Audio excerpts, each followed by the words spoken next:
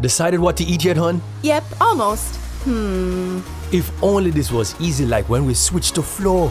Best decision ever. Combining our mobile with Flow Internet Saving hundreds each month on our mobile. and getting double data to share for up to 4 lines. My ideas are the best. Any idea when you'll make this decision? Yeah, soon. Switch to Flow Postpaid and sign up for internet for big mobile savings and double data as low as $80 per line. Visit discoverflow.co for details. Conditions apply.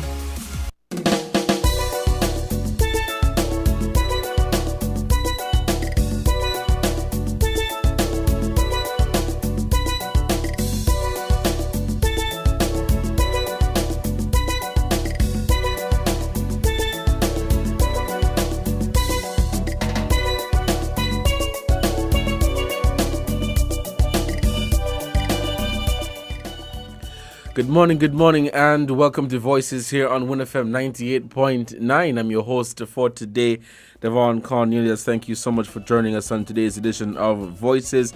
It is Friday, the end of the week. We have made it. Today's Friday, March 11, 2022. It's 9 minutes past the hour of 11 here in our studios at WINNFM 98.9, and you're listening to Voices. Thank you so much for joining us. It's the end of the week, guys. We've made it.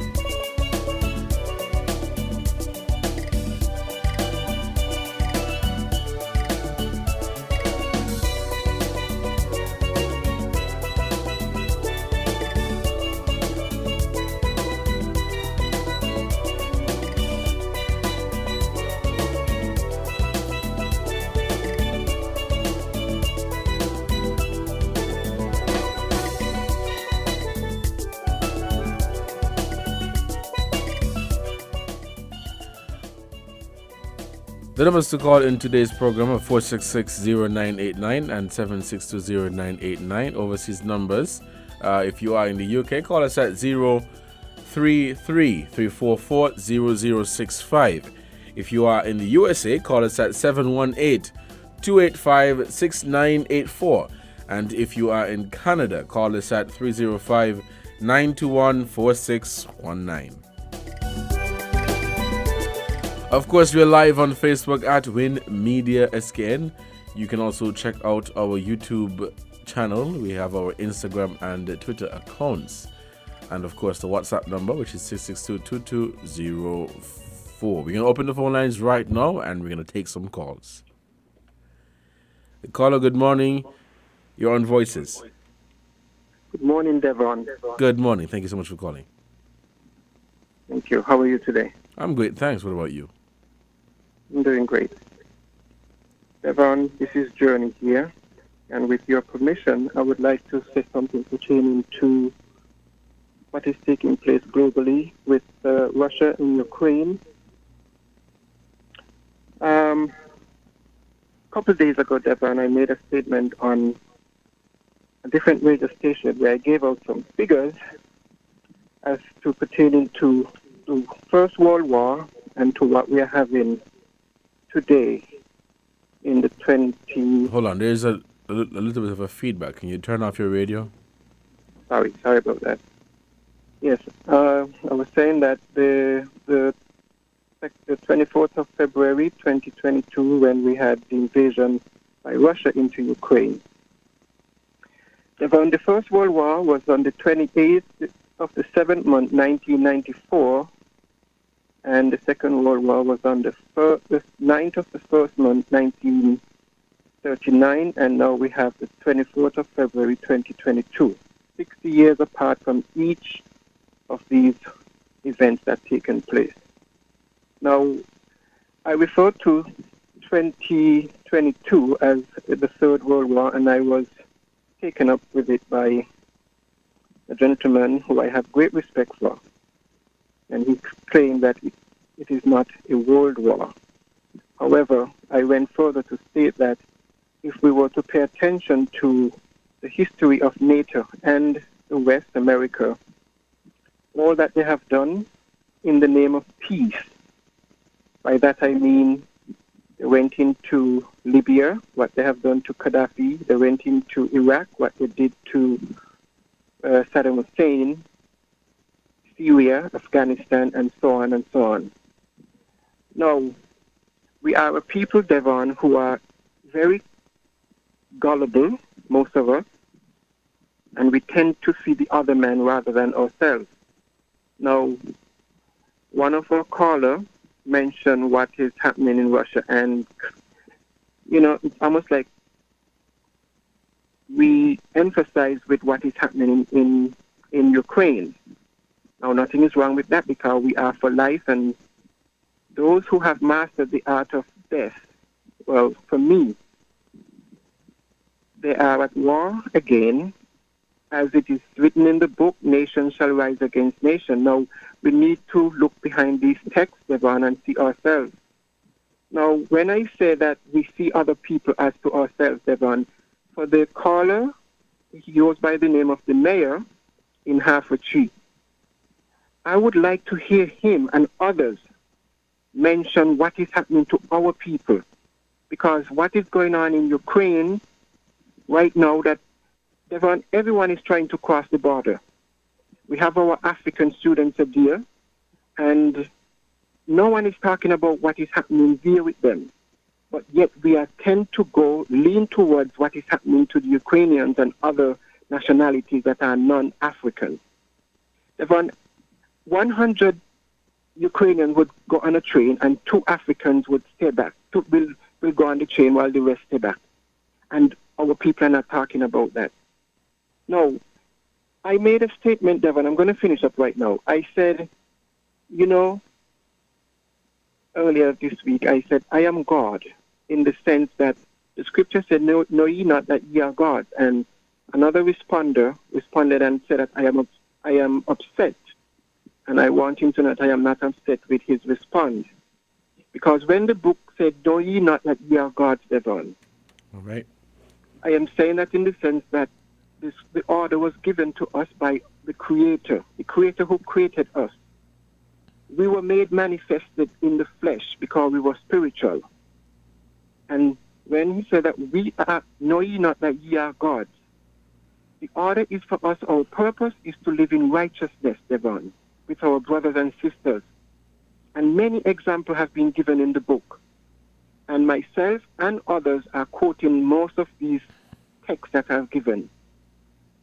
The passage where Jesus spoke the parable of a certain man who fell among thieves, and a very priest, when he passed, saw the man that was there in blood, went over on the other side, and a Samaritan came and tended to the wounds and brought him into an inn.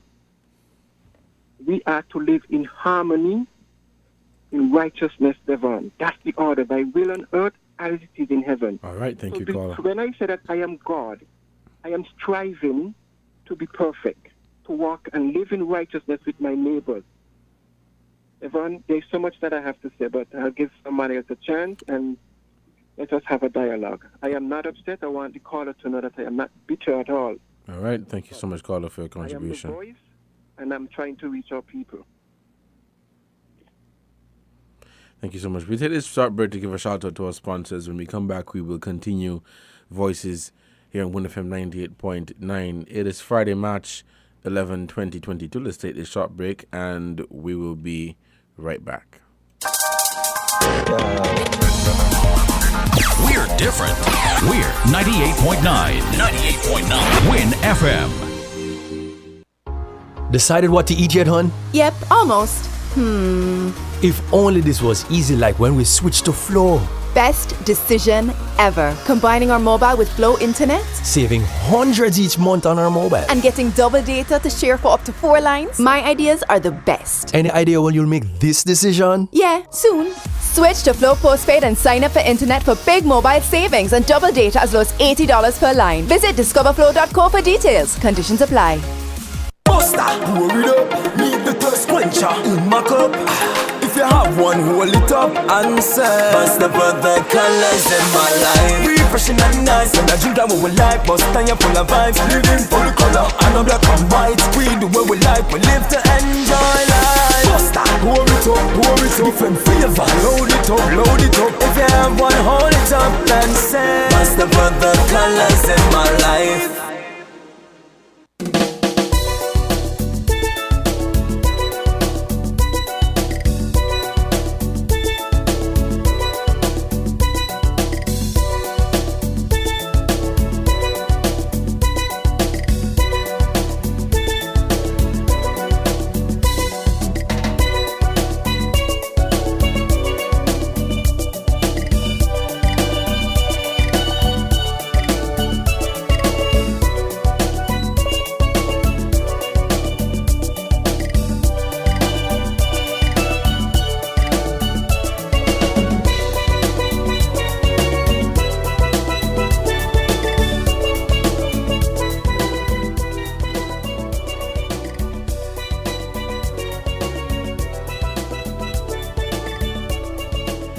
Welcome back to Voices here on WINNFM 98.9. I'm your host for today, Devon Cornelius. Thank you so much for joining us. It is 19 minutes past the hour and the phone lines are open. We're taking your calls at 466-0989 and 762-0989.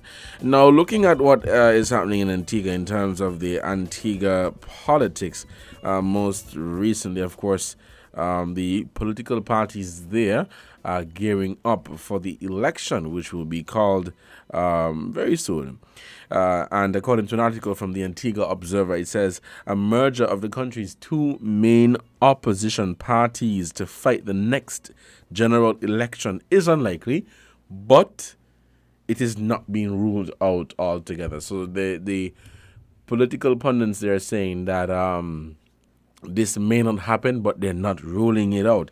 They said that's word from the Democratic National Alliance, or the DNA leader, Joan Messiah, who admitted yesterday, and this is an article from late February, who admitted that she had been caught off guard by live radio comments from fellow party members alluding to a possible alliance by the UPP. Politics is dynamic and fluid, and one ought not to approach these issues with any position of absoluteness, as we don't know what tomorrow holds, she told Observer.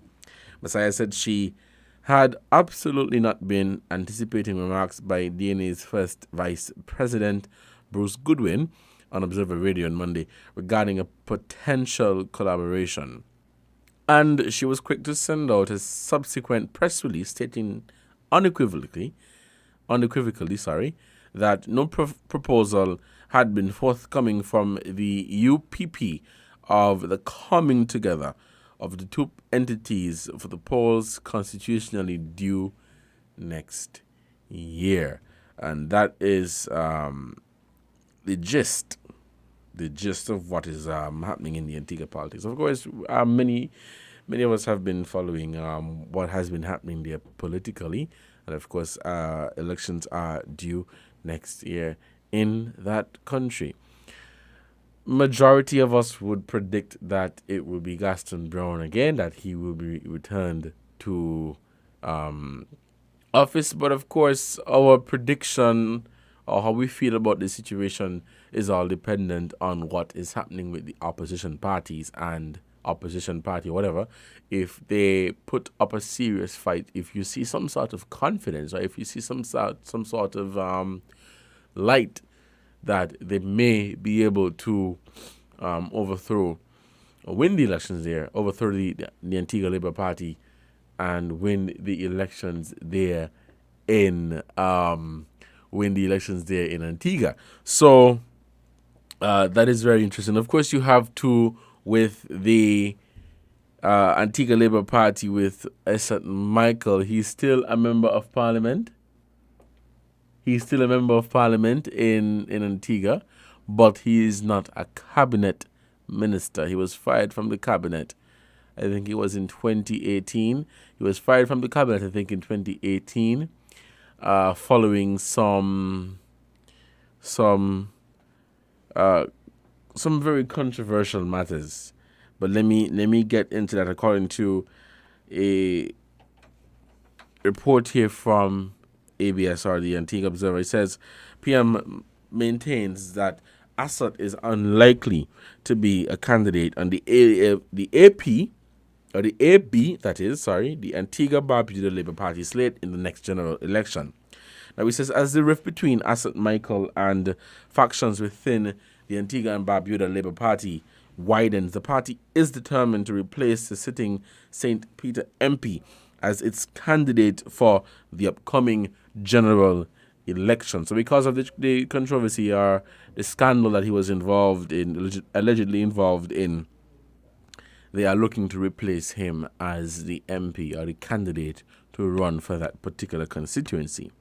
And it says during his weekly media outing on Saturday, leader of the ABLP and Prime Minister Guston Brown said that based on certain actions taken by the party, it is clear to him that Michael is unlikely to be the candidate in the next election, noting that Radon Turner, who is the party's preferred pick for the constituency, would be confirmed as the candidate by March, which is right now. So they will be confirming that person's candidacy. He says, quote, now that doesn't stop Michael from operating, or let's say functioning, in his role as a duly elected representative for St. Peter.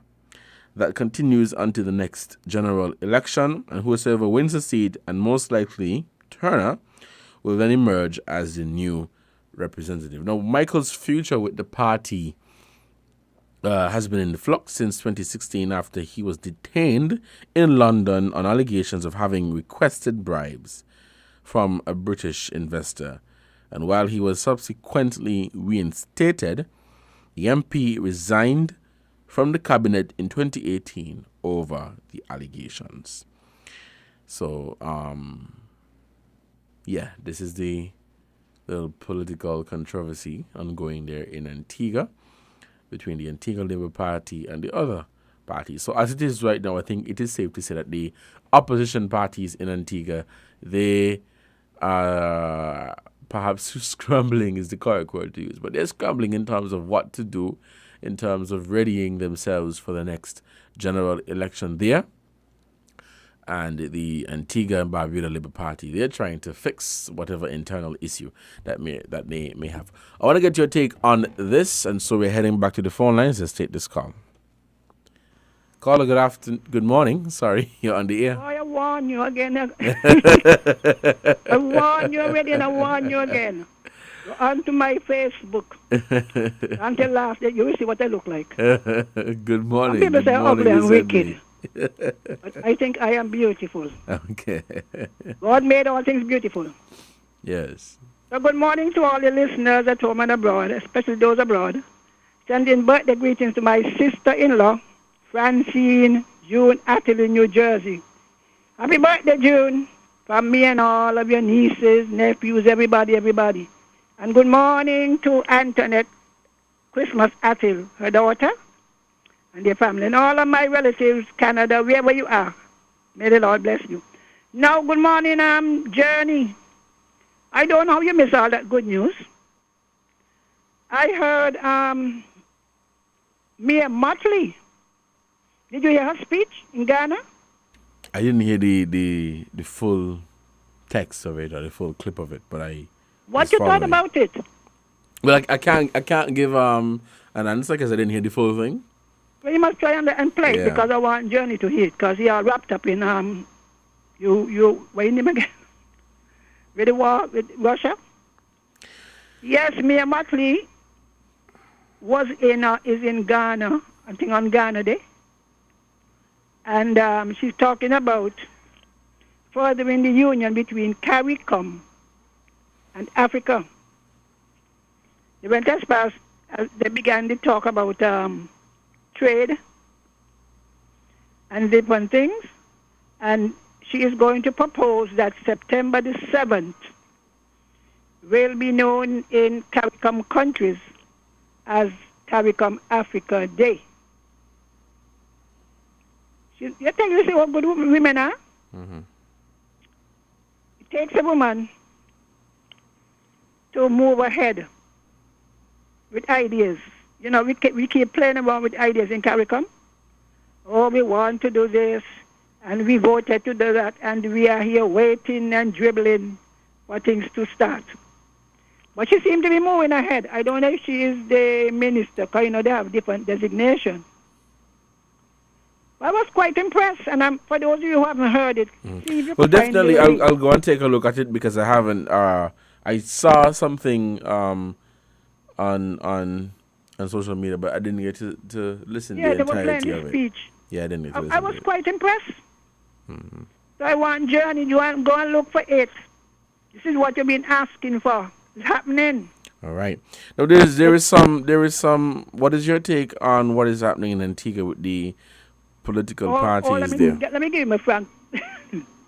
Politics makes strange bedfellows.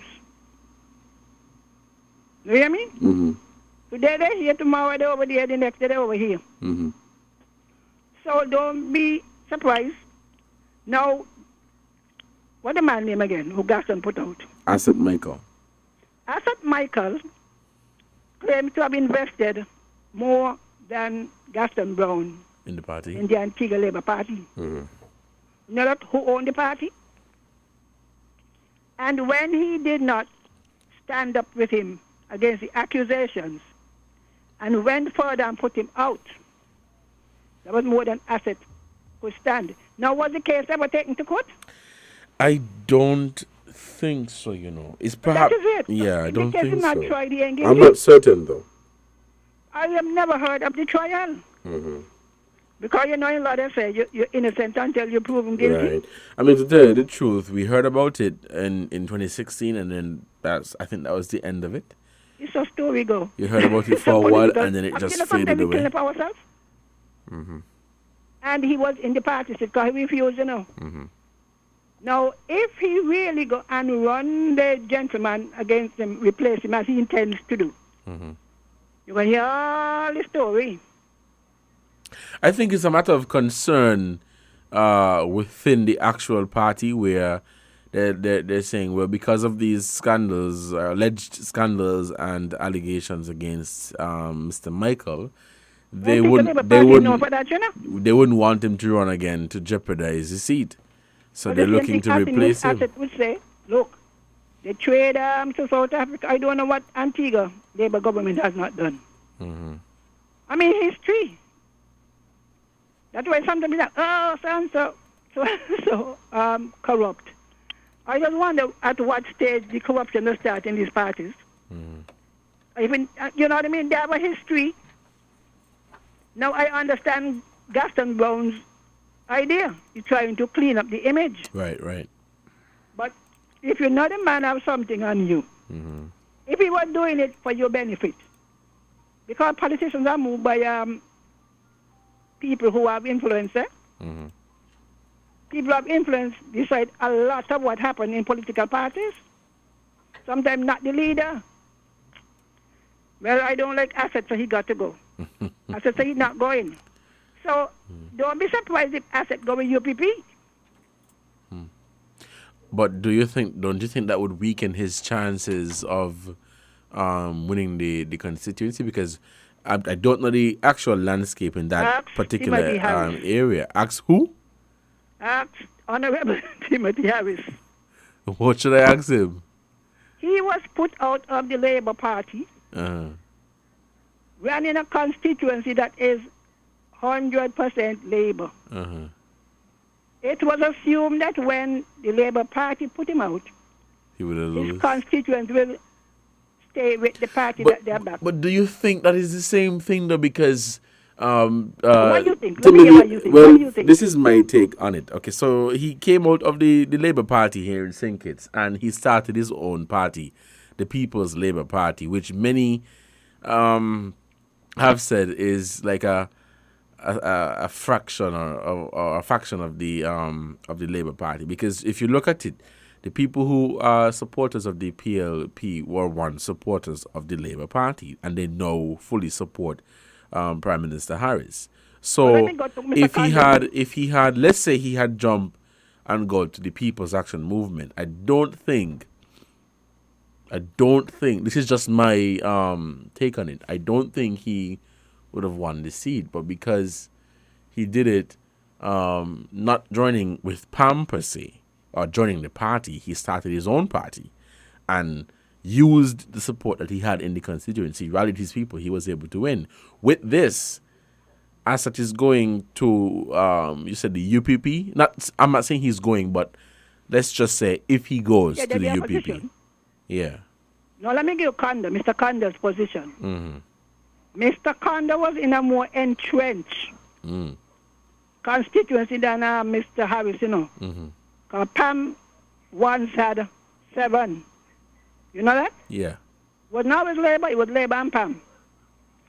In number 3, the Labour Party supporters outnumbered, sometimes as much as twice as much, with Mr. Conda, right? Mm-hmm. After Mr. France, there was only Mr. Conda.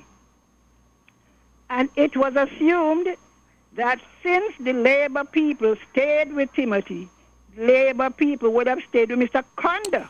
Ah. You understand? Right. And he lost.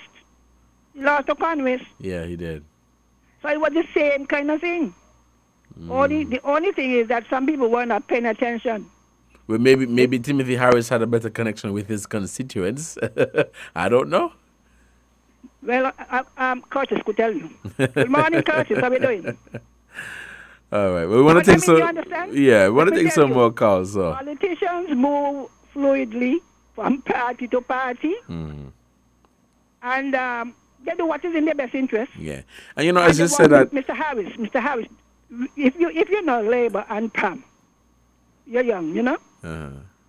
Well, as far as Labour was concerned, Pam was their arch enemy, and for Mr. Harris to join in any relationship, even though he went in with PLP, he was viewed by some diehard Labour as having betrayed them and joined with Pam.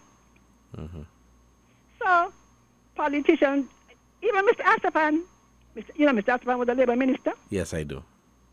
Yeah, and he came out, he was put out, and he was supporting unity. He said PLP, but PLP is CCM and Pam. You know, some of them trying to creep their way back to Labour. All right. Politicians. Well, we want to take some more calls, so thank you so much for. They do what is in their best interest. All right. Thank you so much, caller. It is 11:35. You're listening to Voices here on WINNFM 98.9, and we're taking your calls here. We started the conversation with the politics in Antigua and Barbuda, of course, which would spill over to what's happening here in St. Kitts and Nevis.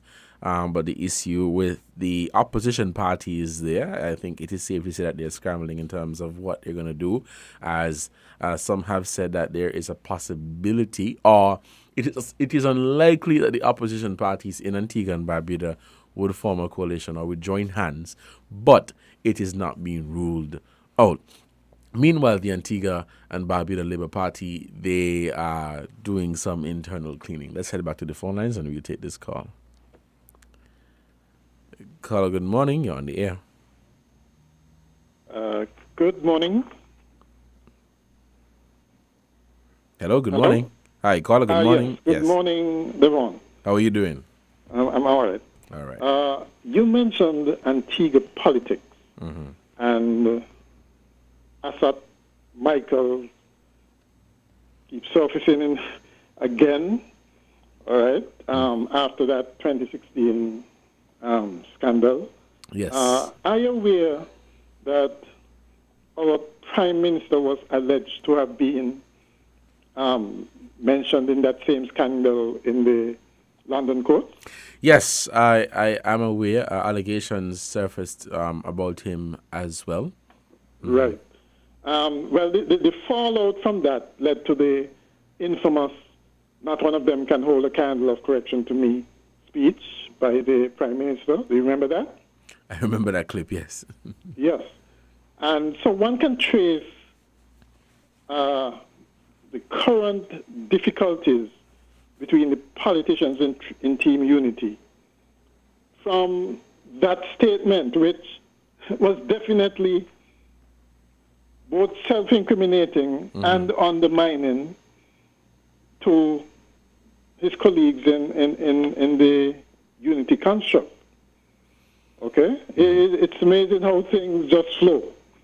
All right? Because obviously, I mean, nobody is going to feel comfortable being in a cabinet with somebody who makes a statement like that.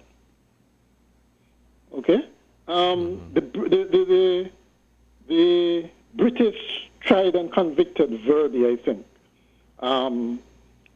They and the German government, who were also involved, they were interested in the Verdi aspect of the bribery scandal.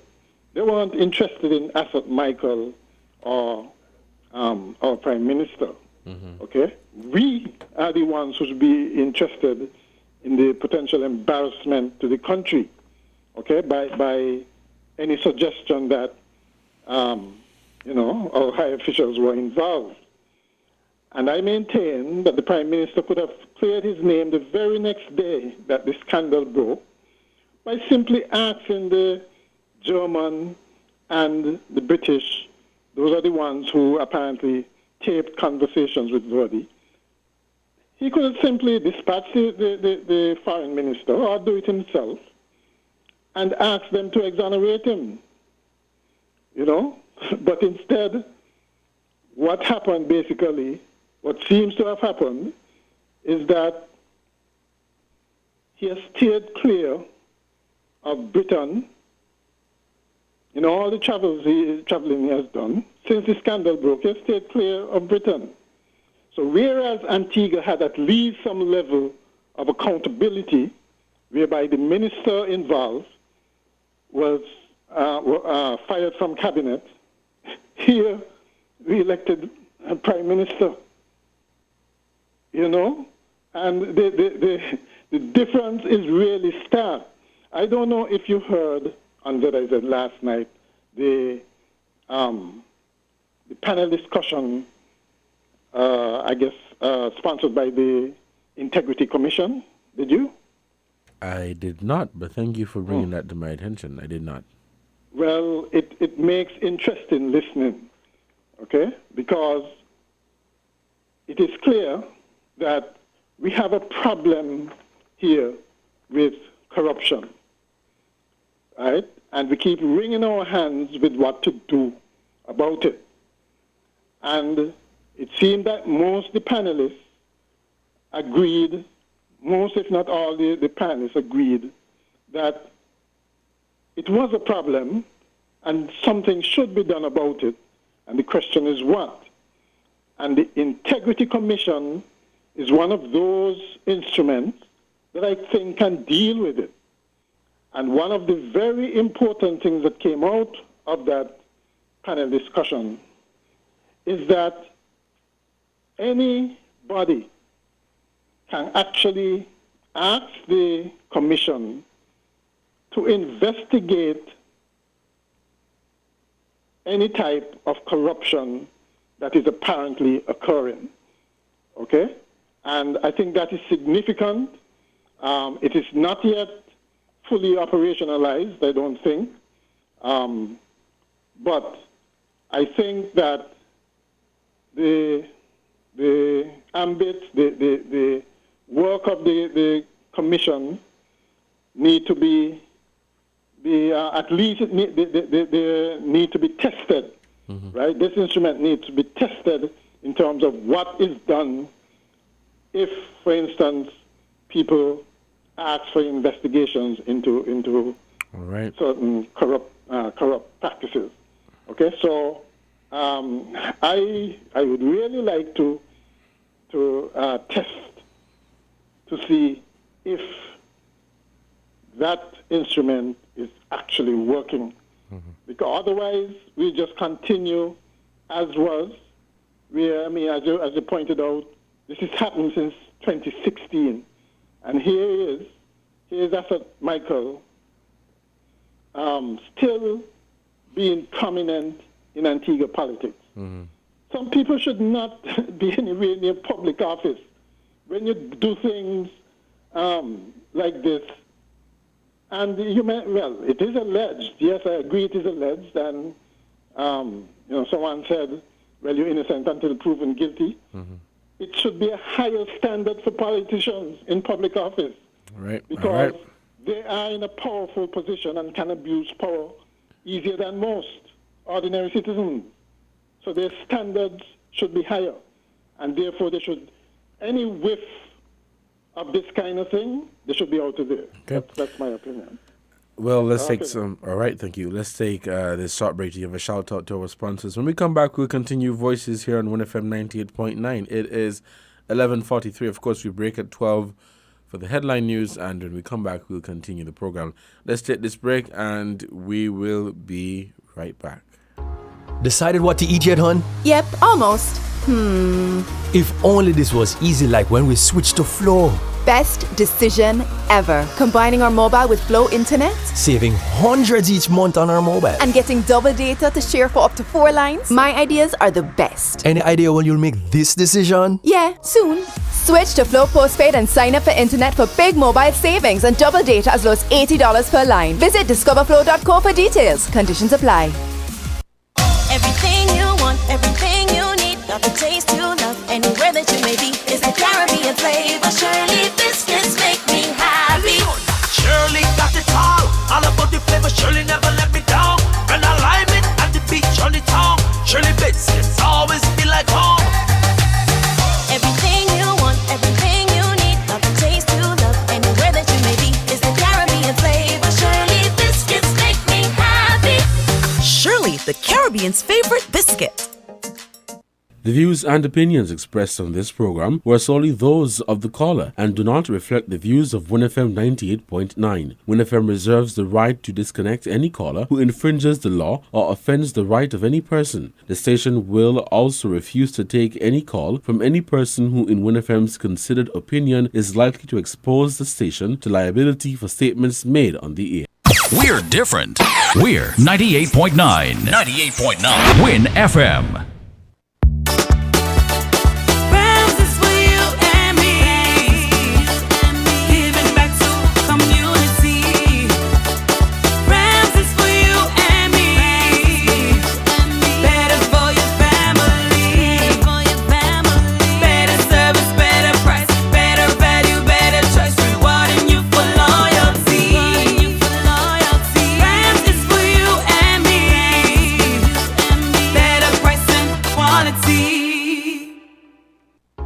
Decided what to eat yet, hon? Yep, almost. If only this was easy like when we switched to Flow. Best decision ever. Combining our mobile with Flow Internet Saving hundreds each month on our mobile. and getting double data to share for up to 4 lines. My ideas are the best. Any idea when you'll make this decision? Yeah, soon. Switch to Flow Postpaid and sign up for internet for big mobile savings and double data as low as $80 per line. Visit discoverflow.co for details. Conditions apply.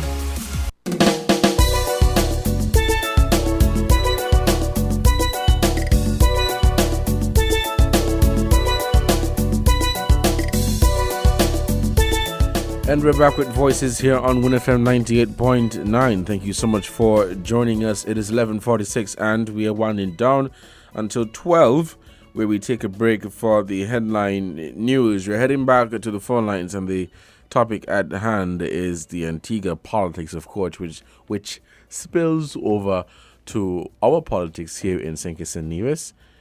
And we're taking your calls at 466-0989. Let's head back to the phone lines. Caller, good morning. You're on the air. Hi, good morning, Mr. Cornelius. Hi, good morning. How are you, sir? I'm great, thanks. What about you? All right. And I wish to say good morning to all who are listening. And special good morning to my Queen Mother Henry. Mrs. Henry. Thanks for the heads up. What I did, it popped up on my YouTube last night. The speech with Miss Motley for Ghana's 56 or somewhere thereabout, independence, and yes, I did send it to some of my favorite persons who I deem might have interest in such content. Okay. Well, we've yes. And what struck me is that not to cut your caller, but we've passed that conversation. We're now speaking of the Antigua politics in terms of the opposition parties there, and what's happening with what is happening in Antigua. Yeah, in terms of their politics with the opposition parties, where there is a possibility of the opposition parties in Antigua and Barbuda joining hands for the next election, and also with the Antigua and Barbuda Labour Party. They are ABLP. They are looking to replace Asad Michael as the candidate for St. Peter there. What is your take on that? Yes, I am aware of what is happening in Antigua, and that's not my curse, that's not my desire, that's not an urge in terms of the political spheres, and so I said little about. With all due respect to whatever content your program might be, I might give an opinion, but that's not my curse, and that's not my desire. What is my desire, though, is something that was raised on your program this morning by Mrs. Henry. Right. No, I understand what you're saying, but I'm telling you, listen to me. I'm telling you that we've passed that. So if you have nothing to share on that, then we're going to move on. No, you cannot tell me you're moving on. You're the one who's... Well, thank you, caller, so much for your contribution. We are taking some more calls here on WINNFM 98.9 for Voices. Today's Friday, March 11, 2022. We've passed that conversation, and we're now focusing on what is happening in terms of the Antigua politics, where the opposition parties there, they are looking to join hands. Some say that it is unlikely, and others have said that there is a possibility. They're not throwing it out the window, as there is some possibility. And of course, you have the Antigua and Barbuda Labour Party doing some internal work there. Of course, it spills over to what is happening here in St. Kitts and Nevis. Of course, we've seen comments made by the leader of the CCM. So people are very much aware of what is happening within our own politics here in St. Kitts and Nevis, which is very interesting, and it is something for us to just sit back and watch and see how this entire thing plays out. Because this ties into what is happening. Well, not really ties into, but it is along the lines of the Premier in their Facebook post, which is not news to you guys. You guys heard this before. Spoke to some of the happenings of unity, where he's alleging that people have been attacking him on social media, who he believes are supporters of the unity to which he is a member. And so very interesting times with our politics, except to say that, you know, we're always in I feel like we're always in campaign mode, and separate and apart from having the conversation, I think people generally are just always in campaign mode and always thinking about the elections, and some people deem these things to be very important, because you do have some people who they are passionate about these things, and they have every right to be. And so yes, it's something for us to sit back and look and see what is going to play out. In a Facebook post, I think it was yesterday, the Prime Minister on his Facebook page reposted, and I don't want to get it wrong, so let me just go there. This is what I found on the Honorable Timothy Harris.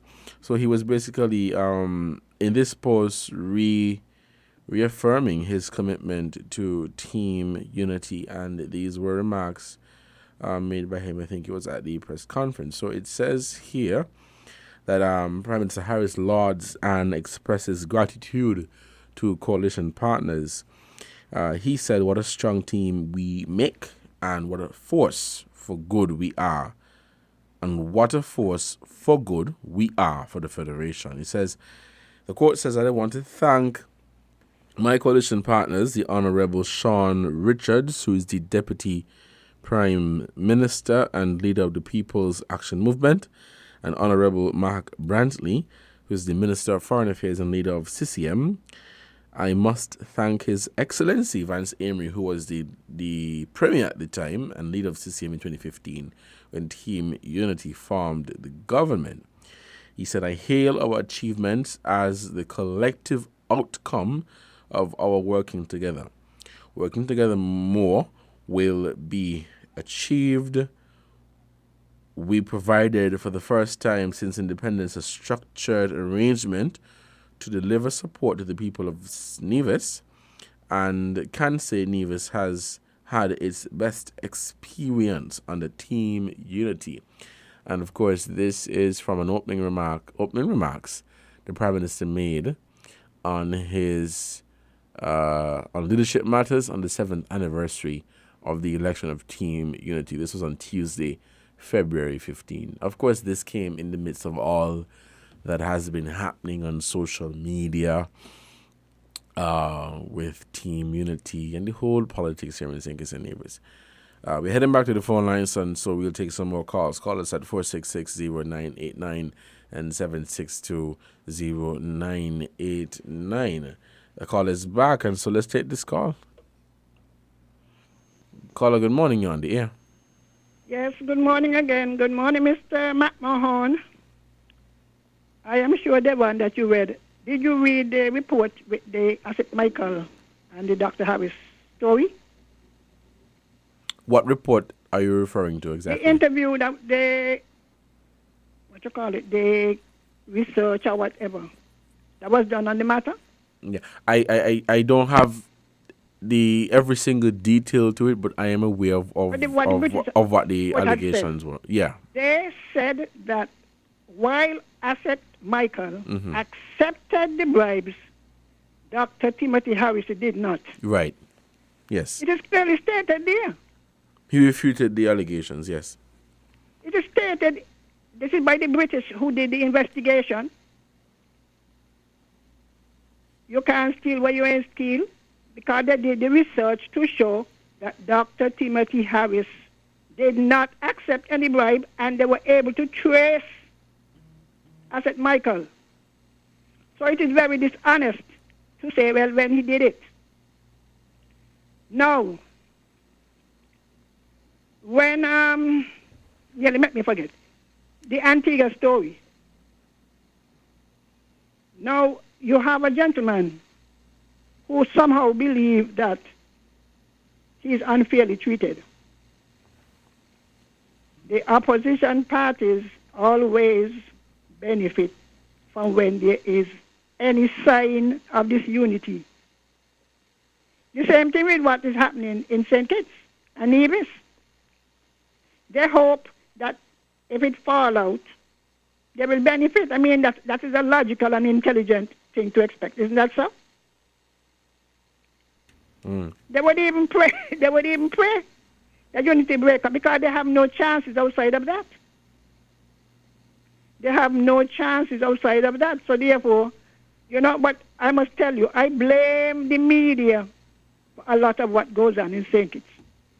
If they would raise the level of discussion. You blame the media for a lot of... It's on the media, most of these lot of bacchanal, the social media and the local media, two of them,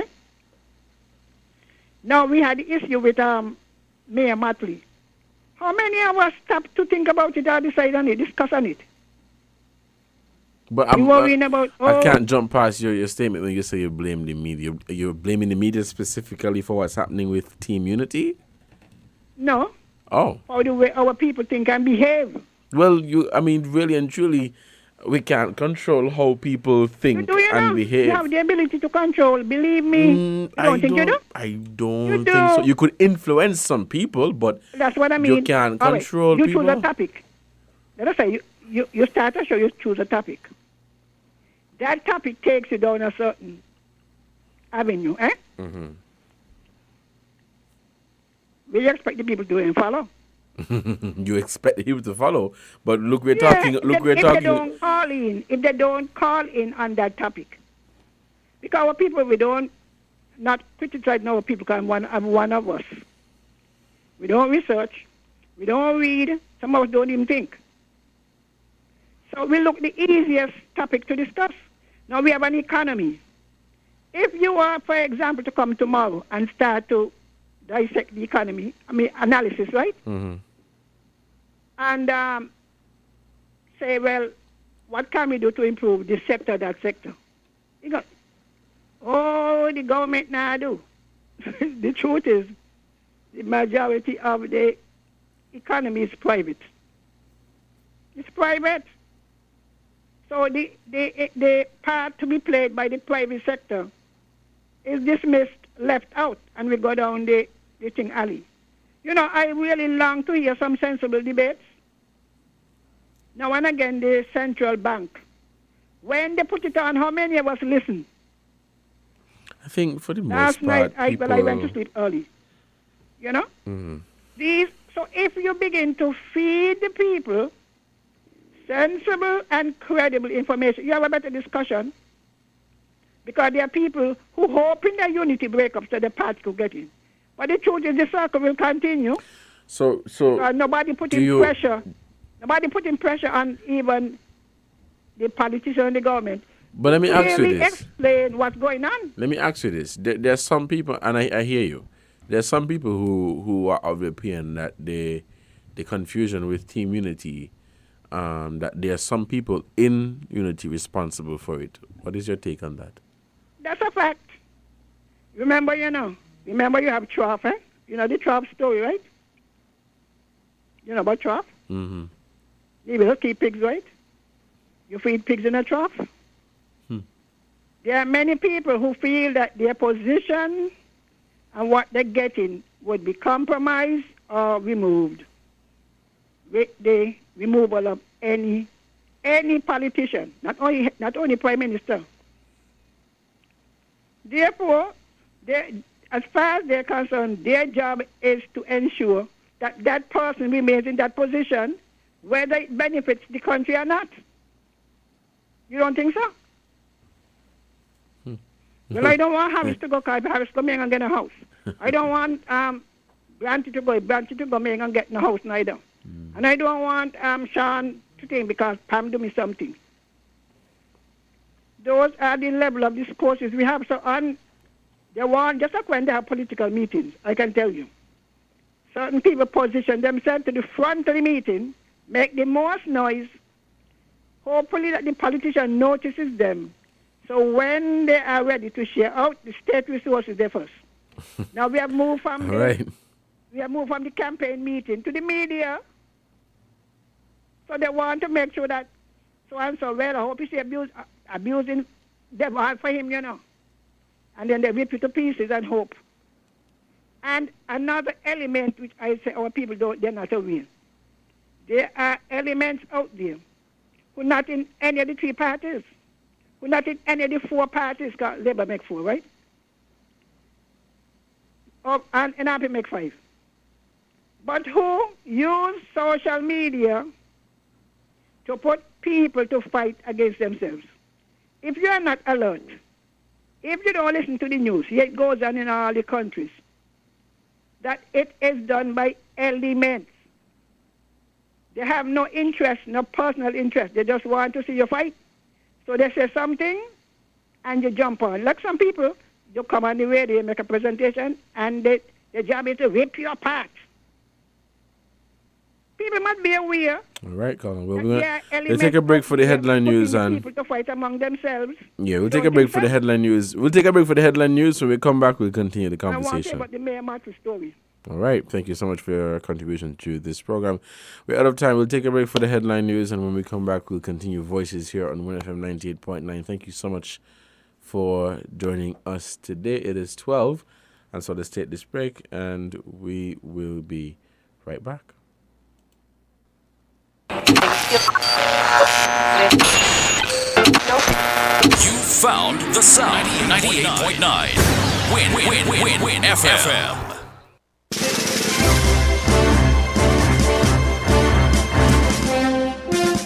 We now bring you the headline news. The headline news is brought to you by Caribbean Alliance, The Grange, KDP Enterprises, Carib Brewery, and National Bank.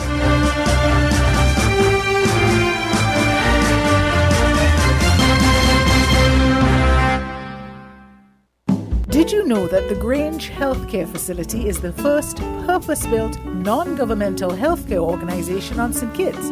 It's situated at Otley's, 7 miles east of Basseterre in beautifully landscaped surroundings. The Grange has a team of highly trained professionals and provides care that's rated as being comparable with UK and North American standards. The Grange offers varied accommodations to suit your individual needs, and our all-inclusive packages make the cost of care per hour the most competitive on the island. Services include convalescent care for all ages, daycare facilities for older adults, rehabilitation services, and training and continuing education for healthcare providers.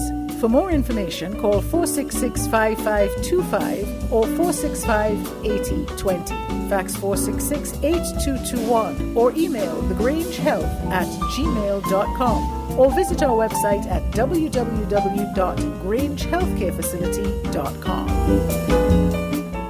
Did you know that National Bank offers very favorable terms and low interest rate to switch your home mortgage? Our in-house legal department will process your mortgage in a jiffy and free of cost. Switch your home mortgage now and get a peace of mind knowing that we are here for you. National Bank, always here.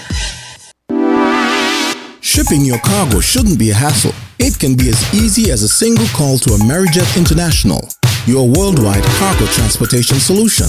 We provide all the services you need to ship your goods anywhere in the world, whether your shipment is fresh, frozen, large or small, alive or hazardous. You can count on Amerijet to deliver it safe and sound. Amerijet International, by land, sea or air, we get it there. For more information, visit us online at www.amerijet.com or call us at KDP Enterprises at 466-9595. Maybe it's the way the brilliant gold liquid reflects our sunshine, or how the bright blue of its label mirrors the clear Caribbean skies overhead. Maybe it's the fresh, crisp taste of this beastly cold beer on a scorching hot day. Maybe it's even the way it brings us all together. But one thing is for sure, Carib is very much a part of who we are wherever we're from in the Caribbean. Carib, it's the way we play. Drink responsibly. Protect your lifestyle with Caribbean Alliance Insurance. Till you walk with a low reputation and service for second to none. Securing you is our mission.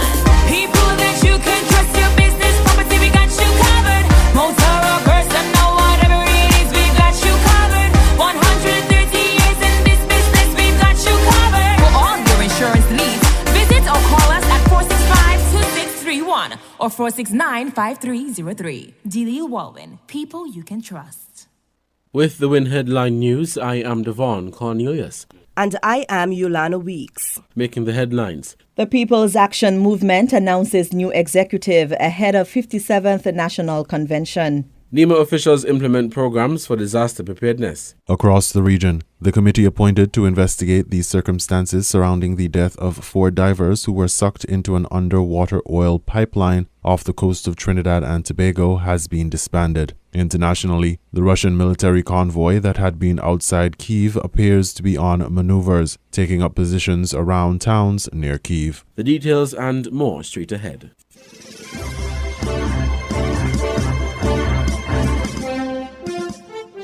Delegates of the People's Action Movement gathered at the party's headquarters on Wednesday, March 9, where they voted in a new executive.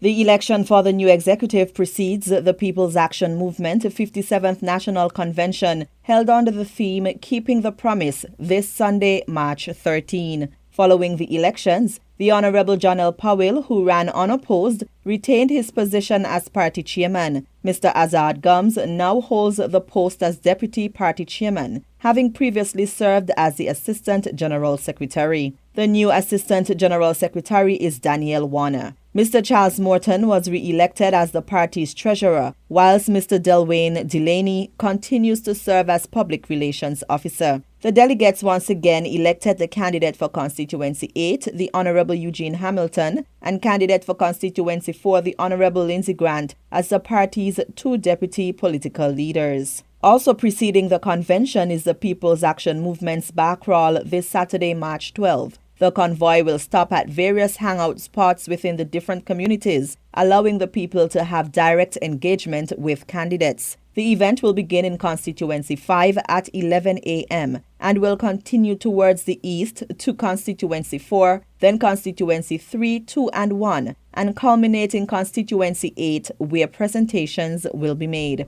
According to the new deputy chairman, Mr. Azad Gums, the backroll is symbolic of moving the convention from constituency to constituency. Last year was the first time the convention was not held at the PAM headquarters in Constituency 2 Bastille and was held in Constituency 5 Sandy Point. Now the torch is being passed from Constituency 5 to Constituency 8. The People's Action Movement National Convention comes up this weekend, Sunday, March 13, at Maynard's Park in Keyon, beginning at 2 p.m. The guest speaker is the Premier of Nevis, the Honorable Mark Brantley.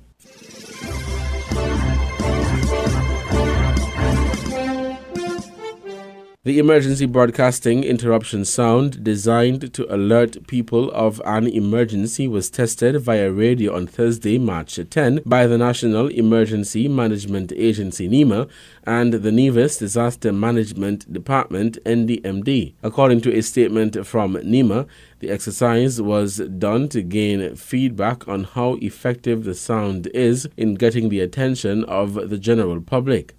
The exercise was done on the occasion of Carib Wave, which is usually observed regionally and internationally in the month of March. NEMA and NDMD will be carrying out other exercises during the month of March to commemorate the day. These include an evacuation exercise of District 4, the painting of a tsunami mural wall in the center of Bastille, while the NDMD staff will be visiting the schools on Nevis in low-lying areas to distribute tsunami pamphlets. Carib Wave is a tsunami exercise designed by the Intergovernmental Coordination Group for Tsunami and Other Coastal Hazards Warning System for the Caribbean and adjacent regions of the Oceanographic Commission of the United Nations Educational, Scientific and Cultural Organization, UNESCO.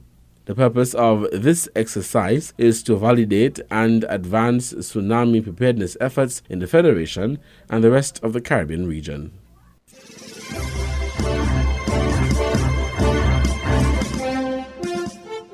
In regional news, the committee appointed to investigate the circumstances surrounding the death of 4 divers who were sucked into an underwater oil pipeline off the coast of Trinidad and Tobago has been disbanded. The Virgin Islands Consortium has the details.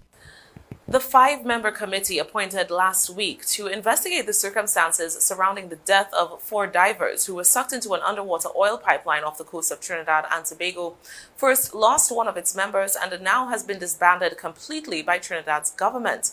As the scandal over the deaths of the men who were doing maintenance work for state-owned company Paria Fuel Trading Company grows, the TNT government says now that a 3-person commission of inquiry will replace the initial investigatory committee.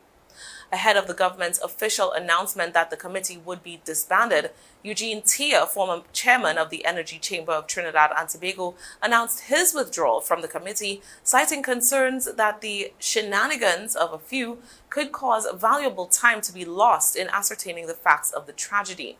Tia was handpicked by the Energy Chamber to be their representative on the committee, bringing over 40 years of technical and managerial experience in the energy industry along with him. However, his inclusion was heavily criticized by opposition voices since current Energy Minister Stuart Young once represented Tia as his attorney.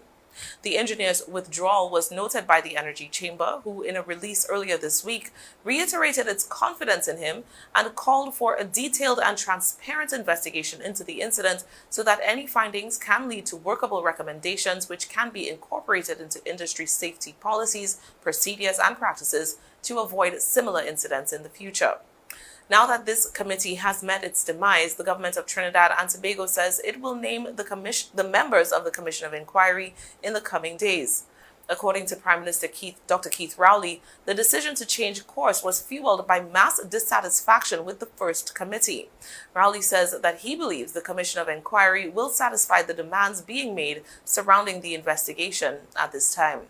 According to the Prime Minister, the Cabinet will be tasked with carefully selecting the members of the Commission as to avoid any speculation that people are being positioned to orchestrate some kind of cover-up. These remarks come against the backdrop of criticism of the appointments made to the 5-member committee, including that of TIA, by opposition leader Kamala Persad-Bissessar.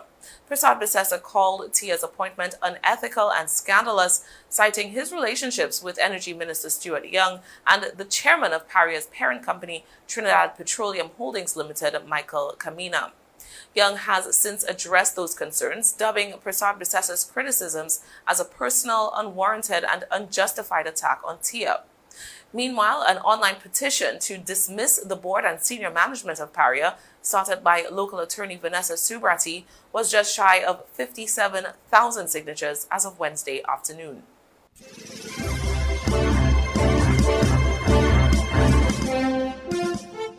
We now bring you these international reports.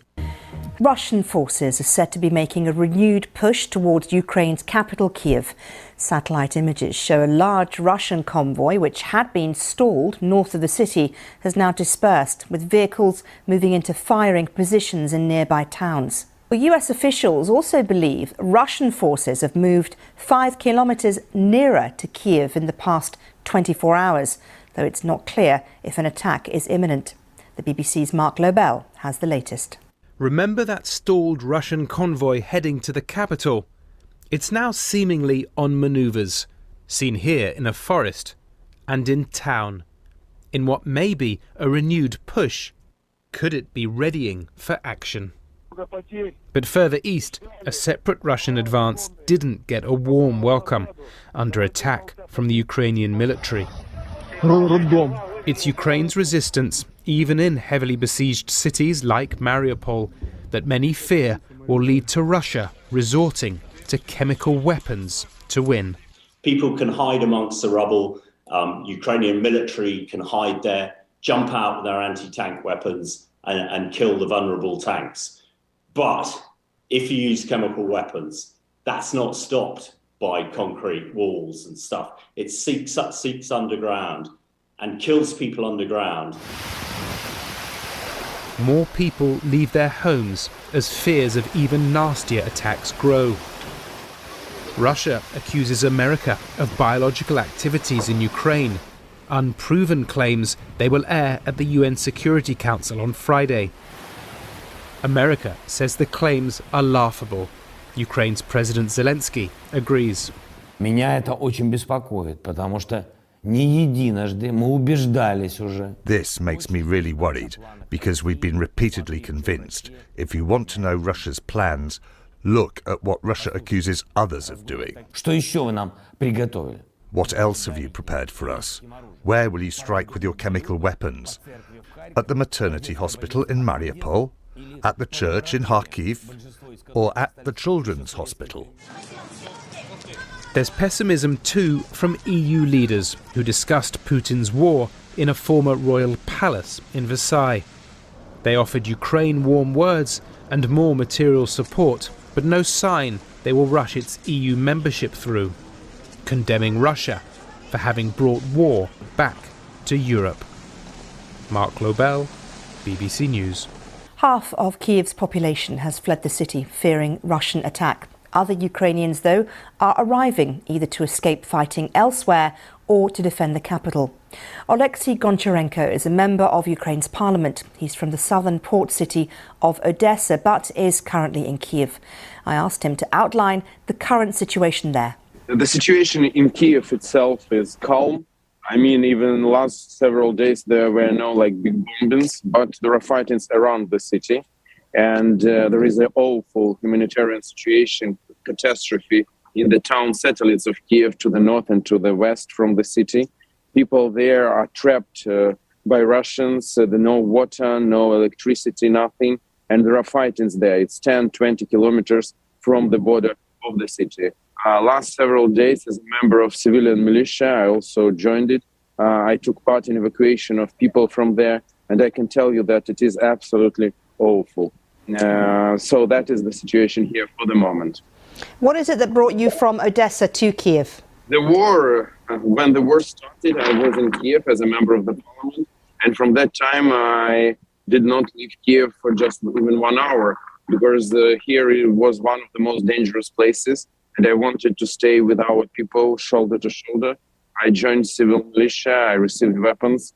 I don't have a military experience, but as thousands of my compatriots, I am ready to fight if they will penetrate to the city.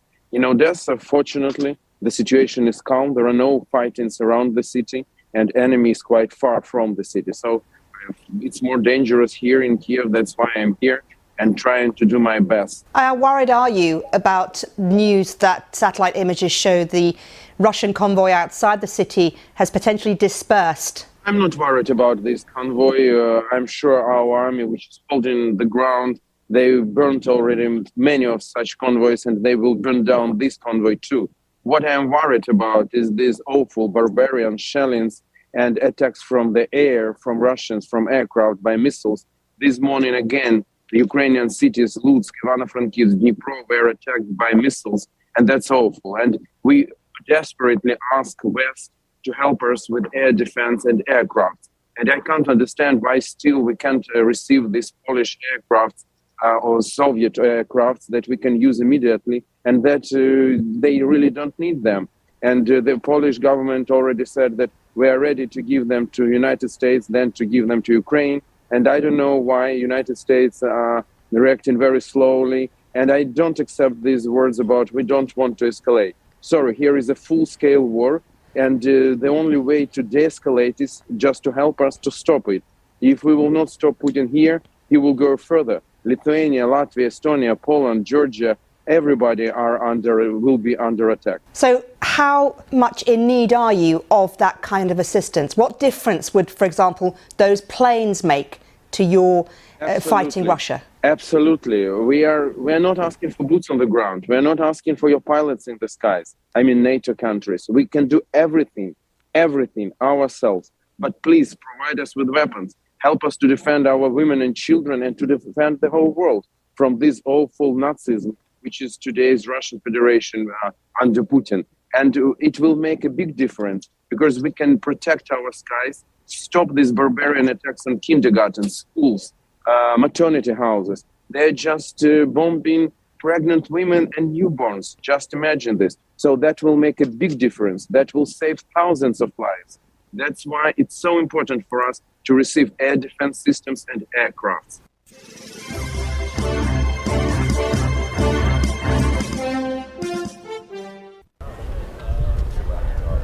A group of Pennsylvania college students flew to Los Angeles for their spring holiday.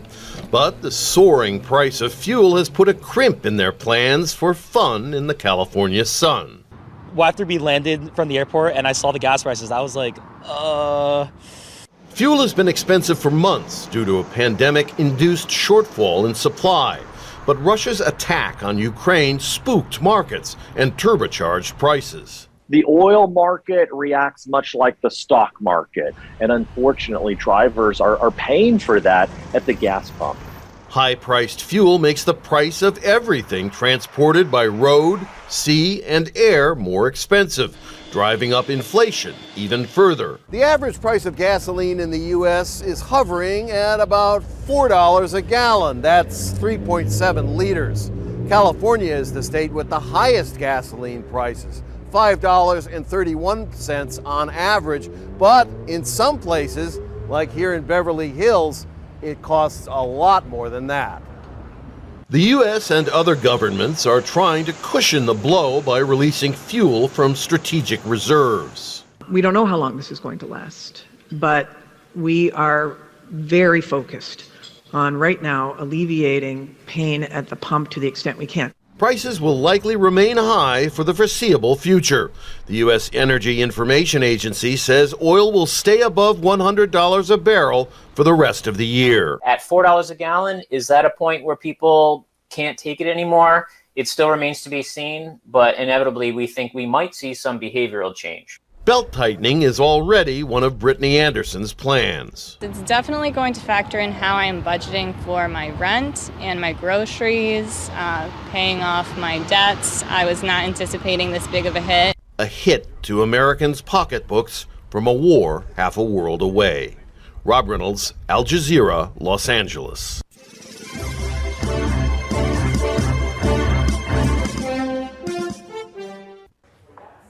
Ukrainians living in the central city of Dnipro woke up to the booms and fireballs of 3 airstrikes on Friday. Charred buildings, cars, even the trees blackened fragments. Emergency officials say 1 person was killed, and the airstrikes hit near a kindergarten and an apartment building. Targeting civilian areas is a violation of the Geneva Convention. Russia has warned it will surround Dnipro, home to about 1 million people before the invasion. In Kharkiv, Ukraine's second largest city, there were reports of shelling from the skies and the streets. On the diplomatic front, the United States, with the G7 nations and the European Union, are preparing to revoke Russia's most favored nation status for trade. Russia planned to ask the UN Security Council to discuss its allegations that Ukraine is developing biological weapons. Earlier in the week, Russia accused the Ukrainian military of using phosphorus. It's illegal if used against civilians. In the suburbs of the capital, Kyiv, the toll of several days of fighting was coming into focus. The people just went home and a rocket hit them, so you can see what happened here. The Russians are demoralized, unmotivated and splitting into small groups. Except harming civilians, raping and looting, nothing is happening. Even though their homes have been reduced to rubble, some are choosing to remain. A man in the town of Bucha says, despite the loss and the shock, they're no longer afraid. Natasha Ganem, Al Jazeera.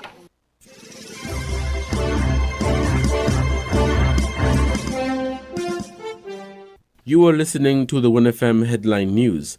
Let's recap our top stories. The People's Action Movement announces new executive ahead of 57th National Convention. NEMA officials implement programs for disaster preparedness. Across the region, the committee appointed to investigate the circumstances surrounding the death of 4 divers who were sucked into an underwater oil pipeline off the coast of Trinidad and Tobago has been disbanded. Internationally, the Russian military convoy that had been outside Kyiv appears to be on maneuvers, taking up positions around towns near Kyiv. Thank you for listening. That was the WINNFM Headline News. The Headline News is brought to you by Caribbean Alliance, The Grange, KDP Enterprises, Carib Brewery, and National Bank.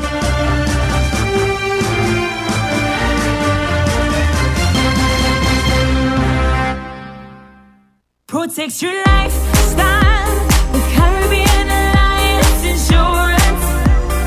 Till you walk with a low reputation and service per second to none. Securing you is our mission. People that you can trust, your business, property, we got you covered. Motor or personal, whatever it is, we got you covered. 130 years in this business, we've got you covered. For all your insurance needs, visit or call us at 465-2631 or 469-5303. Delia Walwyn, people you can trust. With over a century of perfection behind the Mackeson name, a smooth blend with perfect balance and richness, it's no wonder Mackeson Triple Stout has a legacy of perfection.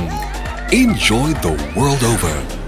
Introducing our new look with the same great taste. Mackeson. All hail the king. Please drink responsibly.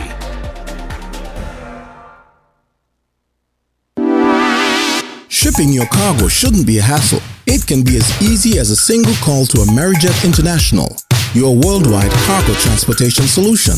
We provide all the services you need to ship your goods anywhere in the world, whether your shipment is fresh, frozen, large or small, alive or hazardous. You can count on Amerijet to deliver it safe and sound. Amerijet International, by land, sea or air, we get it there.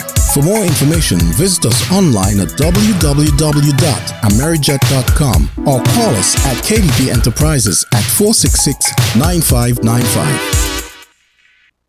Stop standing in long ATM lines to withdraw cash. Use your national debit or black cards to complete a wide variety of transactions at supermarkets, variety stores, gas stations, pharmacies, and more. Shop online at the most popular websites and stores for quality brands using your national debit or black cards. And take back your time to enjoy all the things that you love to do. Remember, instead of waiting in long ATM lines to withdraw cash, use your national bank cards today. National Bank, always here. Did you know that the Grange Healthcare Facility is the first purpose-built, non-governmental healthcare organization on St. Kitts? It's situated at Otley's, 7 miles east of Basseterre in beautifully landscaped surroundings. The Grange has a team of highly trained professionals and provides care that's rated as being comparable with UK and North American standards. The Grange offers varied accommodations to suit your individual needs, and our all-inclusive packages make the cost of care per hour the most competitive on the island. Services include convalescent care for all ages, daycare facilities for older adults, rehabilitation services, and training and continuing education for healthcare providers. For more information, call 466-5525 or 465-8020. Fax 466-8221 or email thegrangehealth@gmail.com or visit our website at www.grangehealthcarefacility.com. Found the South 98.9 WINNMedia FM.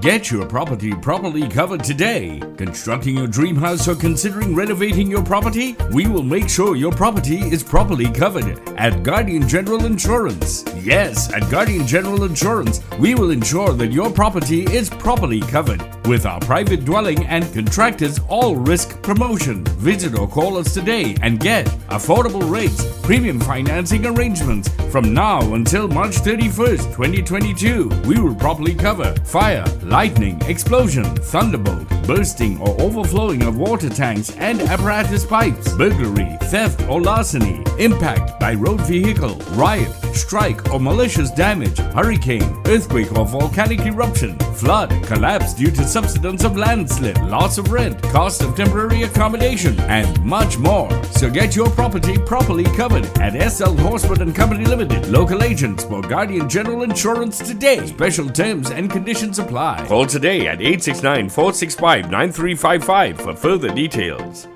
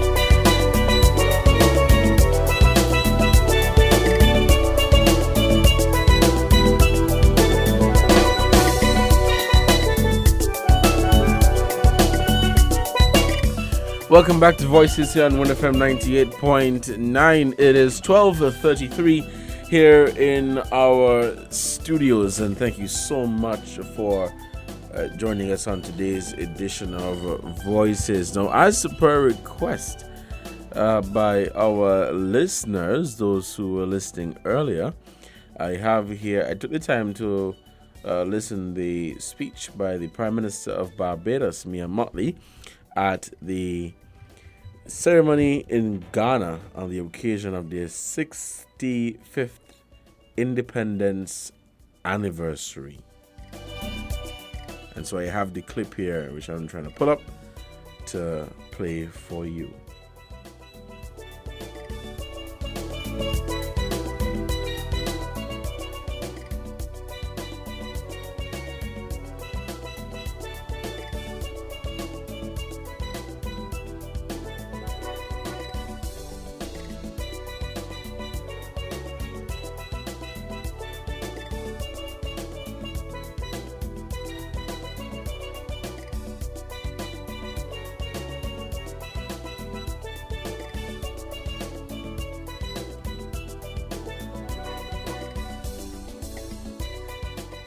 All right, welcome back to Voices here on WINNFM 98.9. So I have the clip here, not the entirety of it. It was about half an hour long, but just a piece of it, about a good 10-minute of the Prime Minister of Barbados, Mia Mottley, as she was speaking at the 65th independence anniversary for Ghana.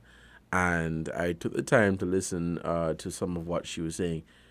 And it really, I would say, it would hit home for a lot of us. So take the time to listen to this very moving speech by the Prime Minister of Barbados, Mia Mottley.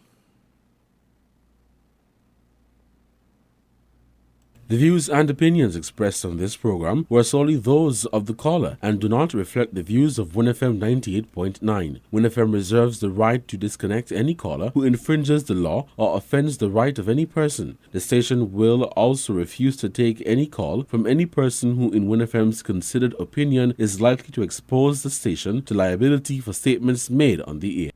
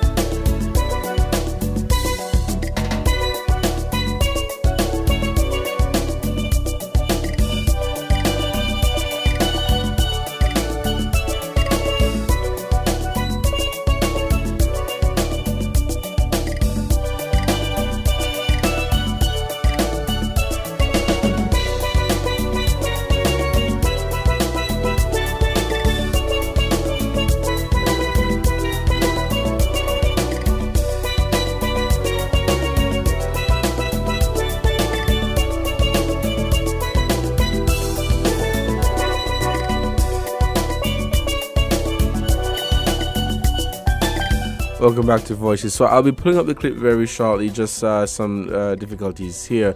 But we're going to head back to the phone lines and we're going to take your calls. Let's take this first call for this afternoon. Caller, good afternoon. You're on the air. Yes, good afternoon, Levon. Hi, good afternoon. I did not, I don't know where Mrs. Henry got this from, say that that the Prime Minister was guilty of bribery. What I said was that the name of our Prime Minister was mentioned in that case. Okay? Mm-hmm. If you look back at an op-ed penned by Charles Wilkin back in 2018, I think it was, entitled Matters Arising, he said that blanket denials by the Prime Minister was not enough. And there should be full disclosure because the whole thing had the potential to embarrass the country. And that was my point, okay? That you can't have people accusing, as Verdi did, our Prime Minister of asking for begging for watch and shoes. That's disgraceful, not in the capital of our once colonizer. That is a disgrace if it happened. Okay? And all I think I was asking for is there should have been an investigation of those things. And the mere fact that the Prime Minister then retained a lawyer, Dr. Brown, okay, to basically come out with a statement doing that blanket denial that Chrissy Wilkin spoke of. You know, that suggests some kind of involvement which we were asking for details on. Okay, so we weren't saying that he was guilty of bribery, right? As Michael obviously was, right? That had not been proved.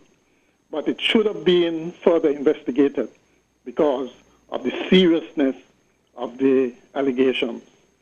Okay? And Right. Interestingly enough, too, last night in that same panel discussion that the Integrity Commission had, the press was named as one of those instruments that could help in the fight against corruption by our public officials, right? And it was mentioned that things like the Freedom of Information legislation, which is yet to be operationalized, could go a long way in helping. And when we have these things in abeyance for so long, always being spoken about, they always say that, well, we've advanced the good governance agenda. They make sure they use all those buzzwords. But in the final analysis, they're doing nothing to advance the cause of good governance. And citizens should ask themselves, why? Why something that could have taken 6 months to put into effect, after 7 years, it still has not been done? And the answer to me and to most citizens, most reasonable citizens, is obvious. They have no commitment to it. They don't want it because they do not want government in the sunshine. They don't want openness in government. They don't want accountability in government. Okay? And so citizens should take note of that. Look at the problems that are in existence now with the arrangement and come to the correct conclusion. Okay. All right. Thank you so much, Connor. So, yes, I have here with me the clip from the Prime Minister of Barbados, Mia Mottley, speaking at the 65th Independence Anniversary. So I'll play this clip for you now. On behalf of the people and government of Barbados, I extend congratulations, our warmest congratulations to you on the attainment of this milestone. For us, you were the beacon that shone the light almost 1 decade before we came to that old moment ourselves. And that is why last year, when we became the youngest parliamentary republic, we asked your president to bless us with his remarks, because we felt that just as you led the way in 1957 and 1960, you led that way for us with the coming of our republic. It is almost trite to share with you that your founder leader, Kwame Nkrumah, inspired so many of us across the globe. After decades and in some instances centuries of colonialism and exploitation, the capacity to rise and to be able to say that we can, we shall, we will. That simple example gave so many of us the courage that we too could and would and should.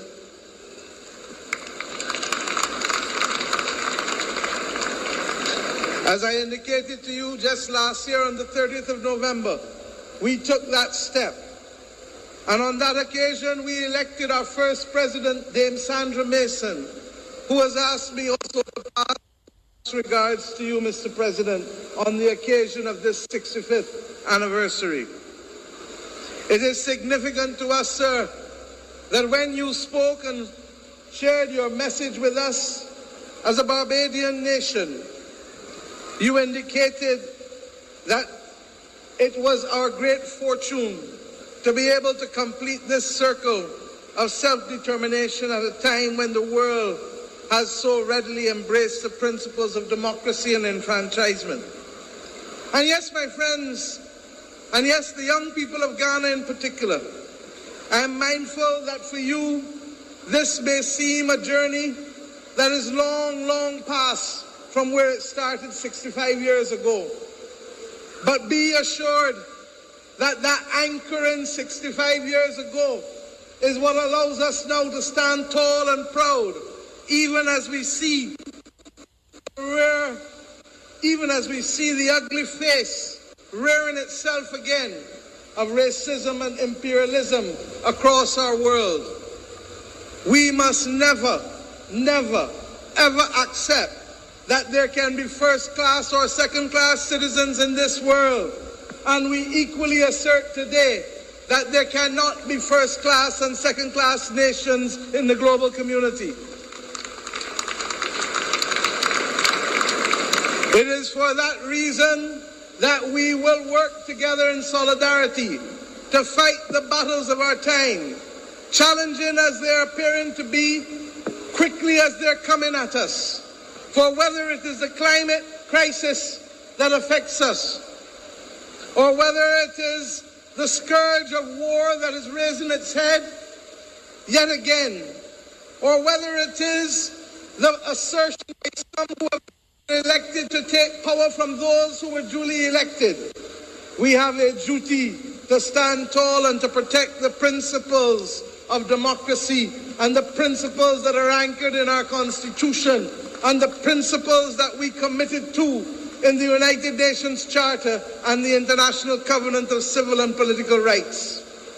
These may sound like a lot of big words to many of us, but the truth is, they are simple anchors that assure that each of us deserves the right to be heard, the right to be seen, and the right to be cared for. My friends, African Caribbean solidarity received a new boost on the 7th of September last year when we came together for the first ever African CARICOM. I want to let you know that it was your president's visit to Barbados in 2019, along with President Kenyatta, that allowed us, as I was getting ready to chair the Caribbean community, to agree that we should have that first summit.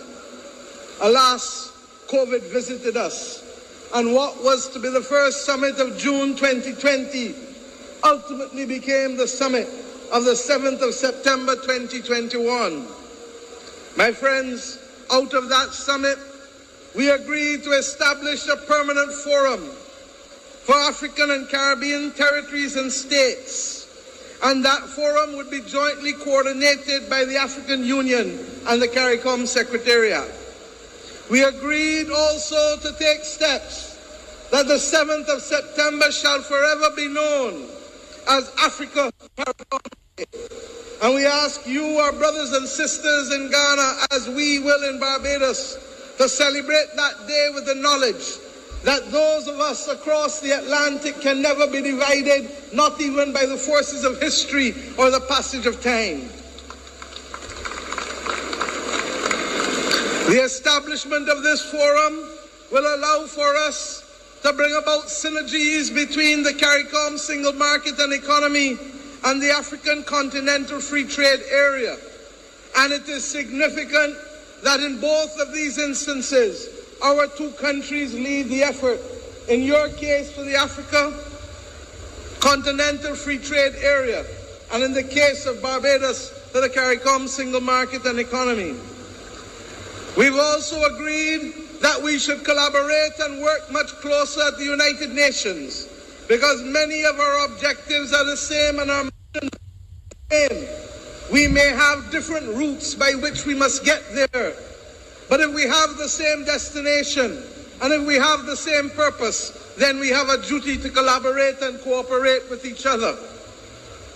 We've also agreed that collaboration should be heard as we raise our voices against the inequity of vaccine distribution that has bedeviled our world as if there were truly first-class and second-class nations of the world.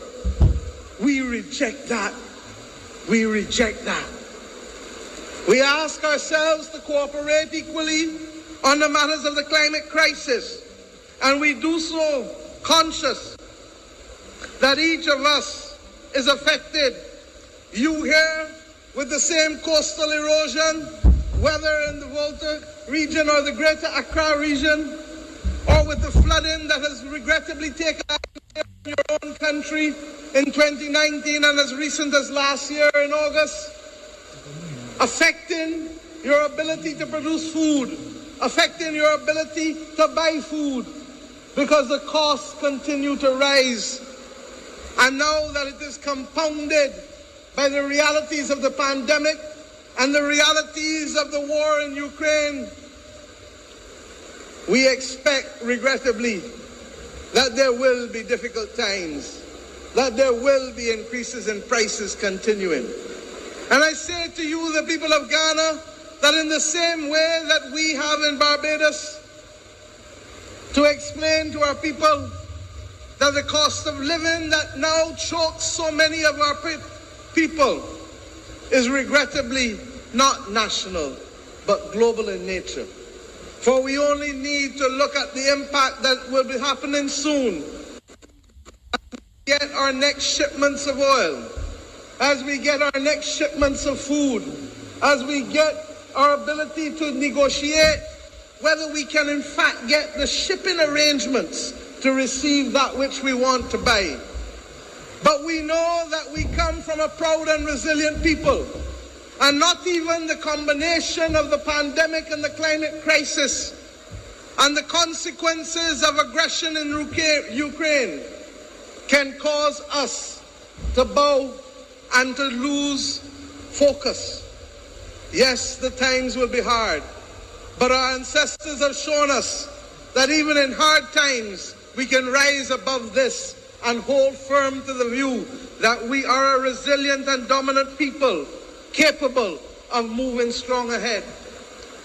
It is for that reason, Mr. President, that when we look at the global architecture and the lack of fairness in the structure of it, we too echo your own calls and that of others, that the African Union should be given a chance to become part of the global leadership if it is to be legitimate and if it is to be morally accepted by us all.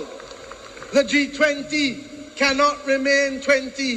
The G20 must become the G21. For we know that in the African Union you constitute the 5th largest economy in the world with just under 3 trillion in production on an annual basis. And we know that the 1.3 billion people of this continent actually have the greatest demographic dividend to be reaped in the 21st century, with the largest percentage of young people on the planet Earth today to be found on the continent of Africa. If there is to be a future for these young people in Africa, then that future must be shaped not just by those who tell us what to do, but must also be shaped by those who experience what it is to provide for the 1.3 billion people on this continent.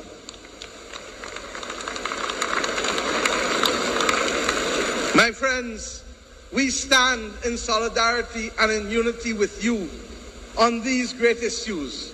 And I can do no better than to quote your own founder leader in his wise words as he addressed the OAU summit in May of 1963, when your president said, and I quote, "Do we have any other weapon against this design but our unity? Is not our unity essential to guard our own freedom as well as to win freedom for our oppressed brothers, the freedom fighters? Is it not unity alone that can be effective force capable of creating our own progress and making a valuable contribution to world peace? We must stand united now more than ever. And the calls to remove a member of the P5 this week only serve to remind us of the absolute injustice and inequity of the P5, the permanent 5 in the Security Council in the first place. And that is why we say there can be no first class or second class nations of the world. It came to a head, an absolute head, when the one that was given the power to veto literally this week ensured that that veto literally made the United Nations almost useless in its capacity to save the people of Ukraine as they face down the weapons of Russia. We say today that it is not only there that there must be change. We ask the world to also recognize that the international financial institutions cannot accept that two countries, namely Greece and Ghana, can go to the market to borrow money, have the same credit rating, but Greece must be able to borrow, and regrettably, at a fraction of what Ghana must now pay for the cost of capital. That is and cannot be part of a fair and just world in the 21st century. WINN is 98.9. 98.9 is Win FM.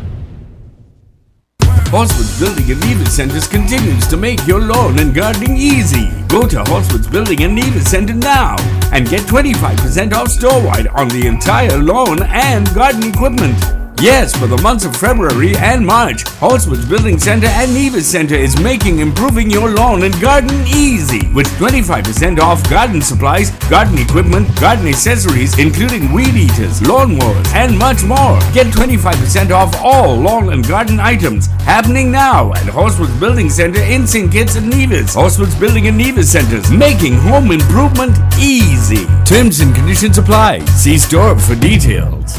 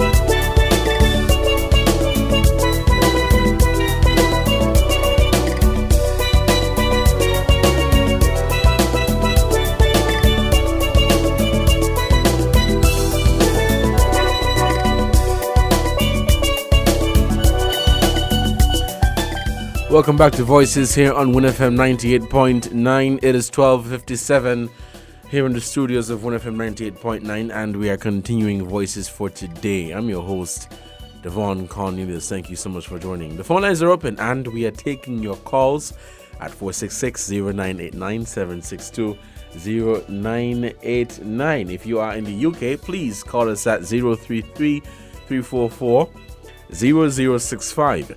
If you are in the USA, call us at 718-285-6984. And if you are in Canada, call us at 305-921-4619. Of course, we're live on Facebook and YouTube, as well as Twitter and Instagram. We're heading back to the phone lines, and we'll take this call. Caller, good afternoon. You're on the air. Good afternoon, Mr. Cornelius. Good afternoon. Very interesting tape you're playing with me, Motley. Mm-hmm. I wonder if you could play a very interesting tape with Denzel Llewellyn Douglas concerning the AIDS rampant going on and what the former President of the United States said about Douglas. Because when the former United States said that Douglas was the one who helped us with the AIDS in the region, some people say that Douglas paid him to say that on the podium, you know, when he called up Douglas in the United States, you know. When it suits us, we got a serious issue in this country right now as I speak to you. You say, some of the population country and population reserve and young people. We have an issue with our countries in this way. I'm not telling the one you're related from Barbados say. Yeah. Let me wrong, my brother. No, not cutting you off. I was saying, if you get a chance, send it to me. I wanted to take a look at it. Which one? The clip with Dr. Douglas you were referring to. Douglas, I'm not sure if I had it, but I will look for it. No problem. Oh, okay, We'll yes. not be Okay. today, Yes. but I will source it. Don't worry, sir. No problem. What I'm saying to Mr. Kanye, over the years before 2015, we was ranting. It was Douglas, Magadam. The Canada passport. Mark Bradley promised us that we're going to get back with visa. Look at the thing when Mark Bradley said clearly Douglas is sweeping on and eating rock and all kind of thing. And everybody was up in arm with Douglas. Nothing wrong with that. That was great. That was wonderful. I applaud it.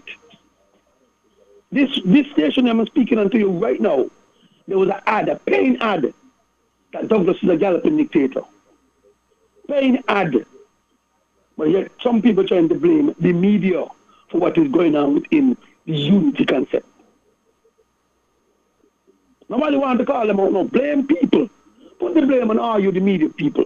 When the same media people is afraid to do the work in 2021, from since 2015. And it's been going on for a while. Because they always support the media.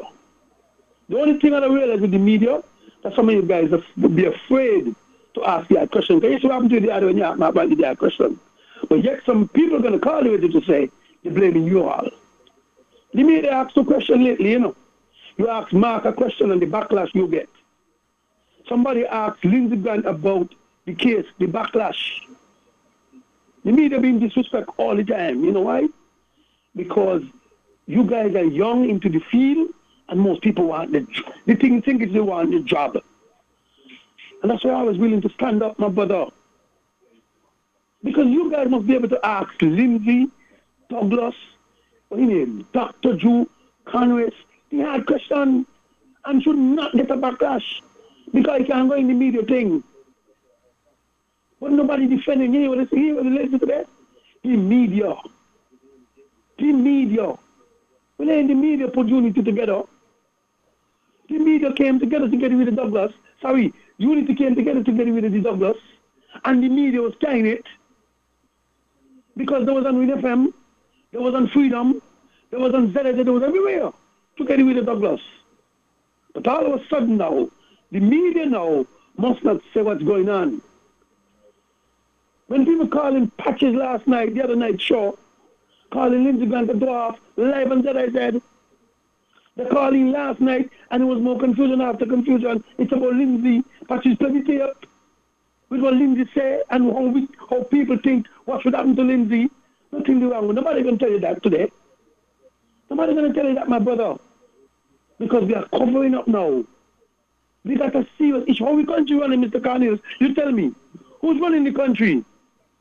What the ministers is doing? What Sean is doing? Are they sitting down in cabinet? These are the questions. What is going on? Are we not addressing this? We don't care about the country anymore. We don't care about the country going no more. We was only care before 2015 that Douglas was mashing it up. Okay, we agree. We got the real Douglas. Is it mashing up now? Listen to the words. You say it's something from Mark. You didn't see something from Labour people. You didn't see something from the fake page. It came from Mark. Look what Sean put up again today. Look what Lindsey say again. So who is stopping this war? Because it's what's going on in Russia. Where's the governor in all of this? Where's the head of the church in all of this? Where's the chamber in all of this? Nobody cares because it's not Douglas, my brother. It is not fair. And you media people shouldn't be going to distress to do your work honestly and openly. Because guess what? Everybody afraid. EK done so. WINNFM done so. This done so. Why? How you got so? Nobody was talking about so when Douglas was in power. Everybody was ranting and he was great. But we done so many people talking the truth.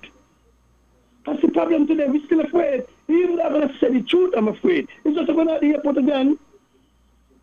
Don't talk by talking the truth. You never affect my work. Look again today. We lose the job. But you mustn't talk the truth still. People tell you to leave it. How are you going to leave it alone? How are you going to leave it, man? Everything that consequence, my brother. But my children should not go through what I'm going through. And the other children to come. It's not right. So I'm willing to bear the consequence, but I'm going to continue talking the situation because it's wrong. But guess what? The media is afraid. And we should not allow it, my brother, because Labour getting power tomorrow. You, Mr. Cornelius, should be able to say, Dr. Joe, you're going wrong without any water in your mouth. The press secretary for Labour, you're going wrong. Whoever in charge of the Labour Department, you're going wrong. Not be afraid. All right, caller. We're going to take some more calls. And all these things. We're going to take some more calls. Yeah, we're going to take some more calls, so thank you so much. No problem, my brother. But thanks for listening to me, my brother. Yeah, man. We need to change our style. We need to be honest. Awesome, we have too much of this honesty. My brother, I support Labour, but Labour wrong, the wrong. We get rid of Dougie. He was doing wrong, okay. Okay, thank you so much for your contribution. And lift the benchmark. My brother, have a good day, yeah? Yeah, you too. Have a good one. Thank you so much for your contribution to this program. We're still taking calls here on Voices on WINNFM 98.9. Let's head back to the phone lines. Caller, good afternoon. You're on the air. Good afternoon, Devon. Hi, good afternoon. This is Journey here. Devon, I want to just say to Mrs. Henry, good afternoon, and to all hearing my voice. Yeah, Devon, Journey was the one who mentioned last year that Mayor Motley spearheaded along with the President of Kenya, the first ever African-Caribbean Summit. And I also mentioned her speech at the United Nations and also her speech at the G7 in Onslow. And yes, Mrs. Henry, I listened to Ms. Mayor Motley's speech with the President of Ghana. And let me say this, Devon. All of us do quote the scriptures, and I'm going to say this, Devon. Jesus said to his disciples, inasmuch as you do it unto one of these little ones, or one of these my disciples, you have done it unto me. And Jesus went on to say many things like, and they're asking, when shall we be naked and hungry? And when we saw thee and try not to speak the word. Devon, the scripture says, woe be unto those who see and remain silent. Woe be unto those, Devon, who try to silence the voices of the people. Today we have Mayor Motley trying to open a gateway for us to unite. And what are we doing? We're planting seed of division. I've been saying all along, Devon, our unity will cripple the misery. The misery, Devon. Let us unite. We are one people who was divided by the enemy. You ask yourself the question, who the enemy is, because the enemy is playing at us today. The enemy is playing at us today. Thank you for hearing me. All right, caller, thank you so much for your contribution. We're heading back to the phone lines. Let's take this other caller. Caller, good afternoon. You're on the air. Hello? Hi, caller, good afternoon. You're on the air. Yes. Mr. Cornelius, I'm back. I wanted to give some, input into what Mrs. Henry showed out there earlier this morning. And, we move on because I think that Miss Motley, she means well.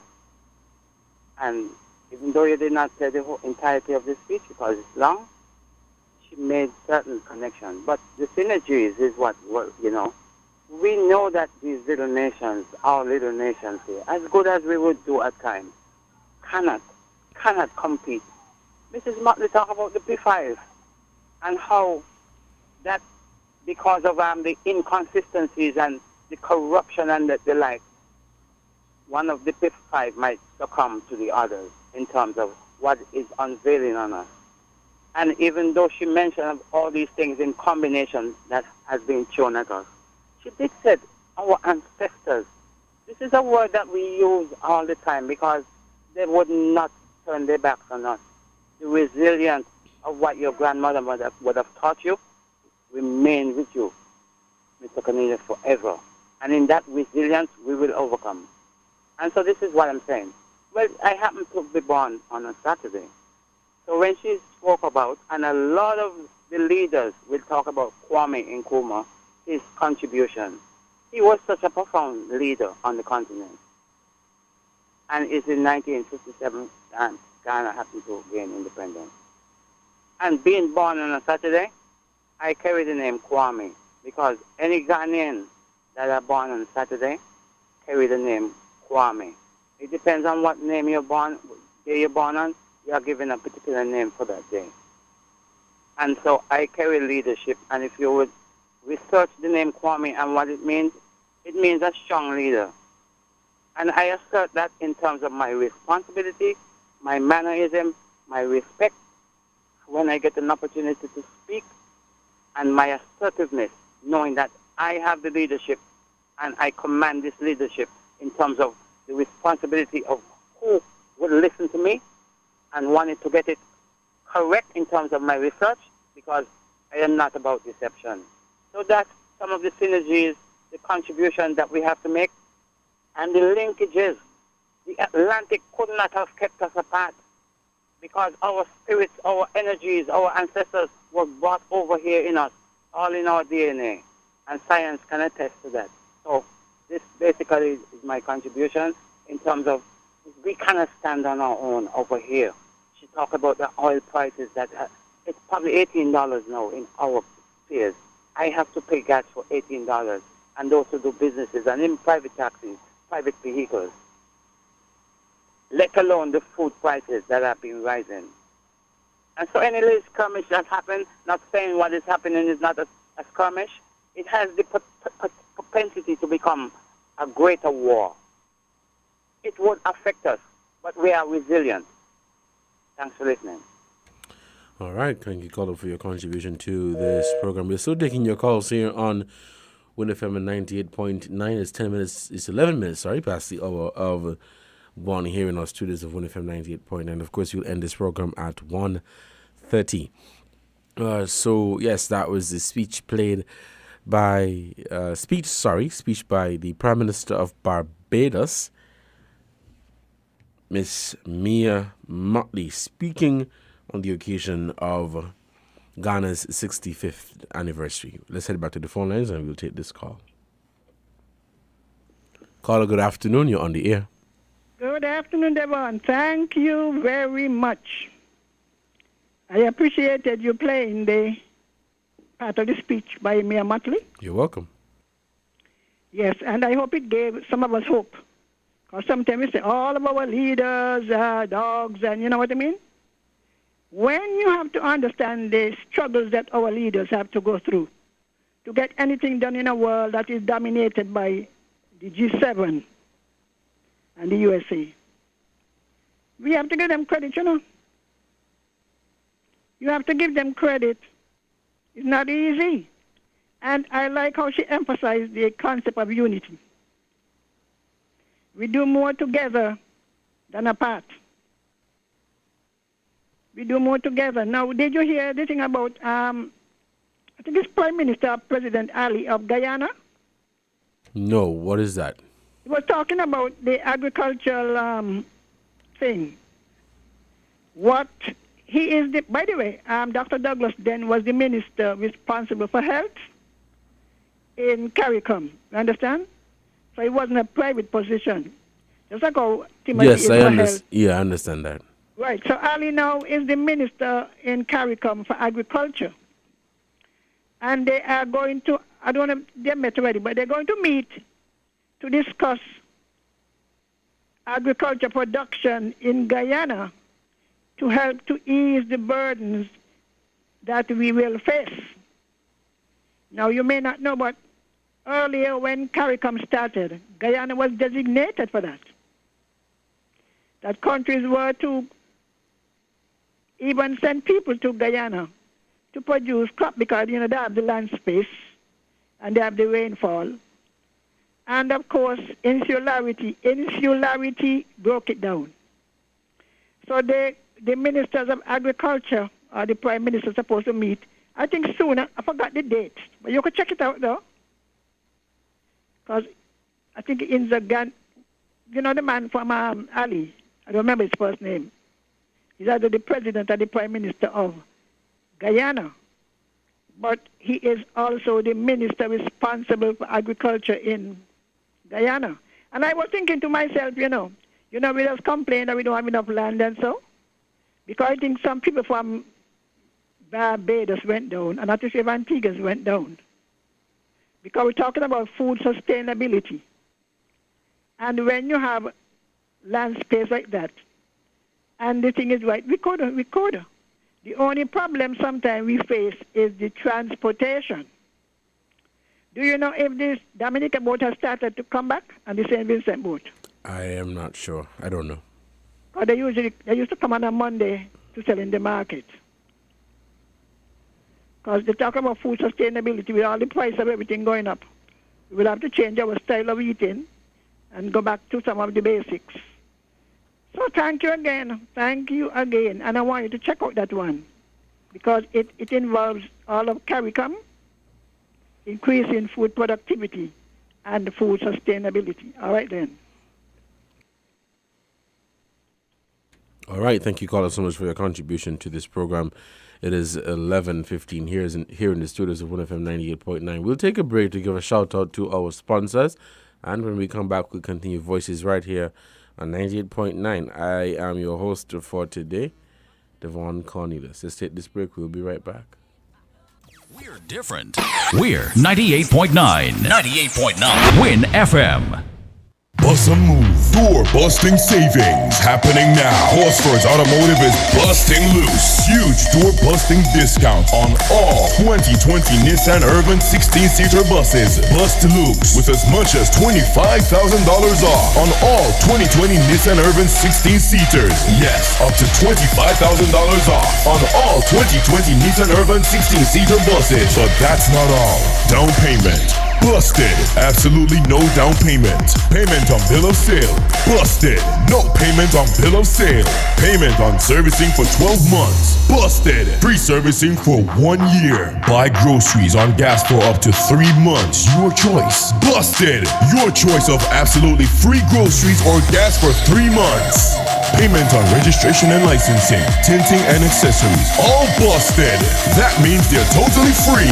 Horsford Automotive is busting loose with its Bus a Move sales event on all 2020 Nissan Urban 16-seater buses. Bus a Move and get your new 2020 Nissan Urban 16-seater today for as much as $25,000 off. Bus a Move now at Horsford Automotive. Terms and conditions apply. See store for details.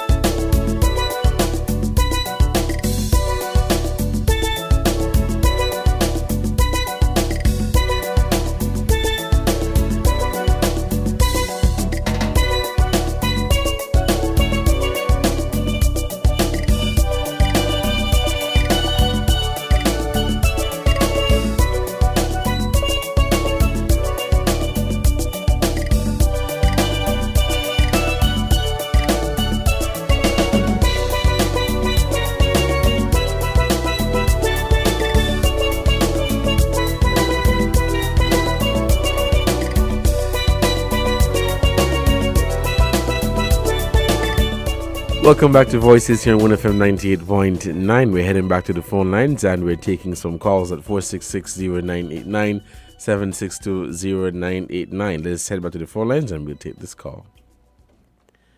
Caller, good afternoon. You're on the air. Hi, caller, good afternoon. You're on the air. Okay, we seem to have lost that caller. Please call us back at 466-0989-762-0989. There was a comment that came in on the WhatsApp with regards to the speech by Mia Motley, which says, CARICOM and AFRICOM. Okay, let me hold that thought. Let's get in this call quickly. Caller, good afternoon. You're on the air.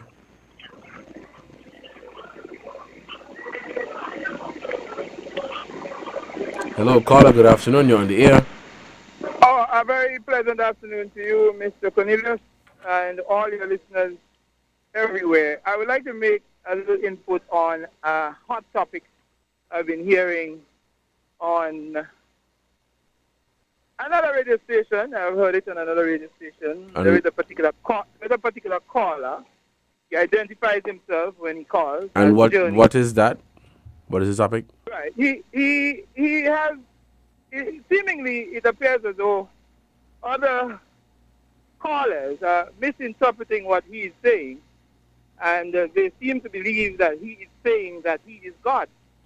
But Okay, well, we don't want to go back there. He already clarified the statement, and he did it several times when he called in. So he has I'm not already. going back there. I want to make my own input. No. We're not going back to that conversation. When we have voices next week, we can go there. But right now, we're focusing on a speech delivered by the Prime Minister of Barbados, and she spoke on the 65th anniversary of Ghana. Did you get? Yes, 65th anniversary of Ghana. Did you get a chance to listen to that speech? Yes, I did. What's your take on it? You're talking about the 65th 65th. 65th independence anniversary of Ghana. Yes. Right, that's when Ghana would have gained its independence from Great Britain. Yes. Am I correct? It's their 65th anniversary. Did you get a chance to hear the Prime Minister's speech? Yes, I heard it. I heard Mia. And what's your take on it? Yeah, I think it was a great speech because, as usual, Mia Motley is a very potent Prime Minister. I think she has really come on by leaps and bounds as one of the better Prime Ministers in the region. And she has not failed to allow her voice to be heard when it comes to issues that impact or affect Barbados and the rest of the Caribbean. So I think, on the whole, Mia Motley is a real leader. She is a very positive leader, and one can see that she means well for Barbados and for the region.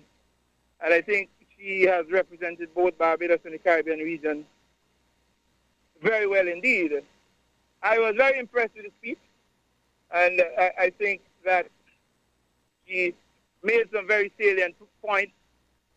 And with respect to countries gaining their independence, I am very much in support of that, especially the bigger countries of the African continent and bigger states around the world that may not be independent at this point in time. I believe that every country, every state does in fact deserve its full autonomy, that's its full self-rule. And coming out of Mia Motley's speech, one could see that she is very supportive of the Ghanaians gaining their independence and having accomplished quite a bit and having achieved quite a lot. And of course, there is still room for improvement. You have a question? All right, no, I was saying we're going to take some more other calls, so quickly wrap it up. Right, well, that's my input on that. I thought it was a great speech by Mia Motley as usual, and she was very forthright in what she had to say on that issue. God bless. All right, thank you so much, caller, for your contribution to this program. We're still taking your calls here on WINNFM 98.9. Please call us at 4660989 and 7620989. So I was telling you guys earlier before that call came in that there was a comment that came in on the WhatsApp which says CARICOM African cooperation is political talk. This is based on what Mia said. The person says that in the Caribbean we can't agree on the benefits of CARICOM or the CCJ or genuine free movement of our people across the region. So when we have fully cooperated among ourselves, then we can look outward. Now, this is an interesting observation that has been made by this listener, which is saying that we can't agree internally in terms of what is going on with our free movement. We still have this stigma of people moving from this country in the Caribbean to that country, the benefits of CARICOM. So until we can fix those issues, then we should just remain put on this talk of a CARICOM African cooperation. This is essentially what the listener is saying. This is a very good observation, and it is one that is that is a fact, that the issue of free movement continues to be an issue. Let's head back to the phone lines. Caller, good afternoon. You're on the air. Good afternoon, Devon. Good afternoon. How are you doing today? Oh, I'm not too bad. I just come from the hills, and I'm people pretty anymore. All No, right. I didn't get to hear the speech, but I want to comment on me as a leader, a strong leader, a woman. I believe she has done well for Barbados for the time she did, and I believe that she got a lot to do for that, not even for Barbados, for the whole Caribbean, as a woman standing up and challenging leaders, other leaders who are out there. And I believe other leaders in the Caribbean should do likewise. And if we got about 10 leaders in the Caribbean like me and Mackley, I believe that we'll be a force to reckon with. Because we got to stand up for what we want, eh? And sometimes that you as a leader, you might see things different to me, because maybe you want your country to, like China and all those other countries, you want to be in bed with them and left out our black African country. So I believe moving to share with African and talking about African and these things, I believe that it's more important to our black people in the Caribbean, because we will get more associate to do with the African, and we will learn more the culture and develop from them, and they develop from us. Because all of us is one black African Caribbean people.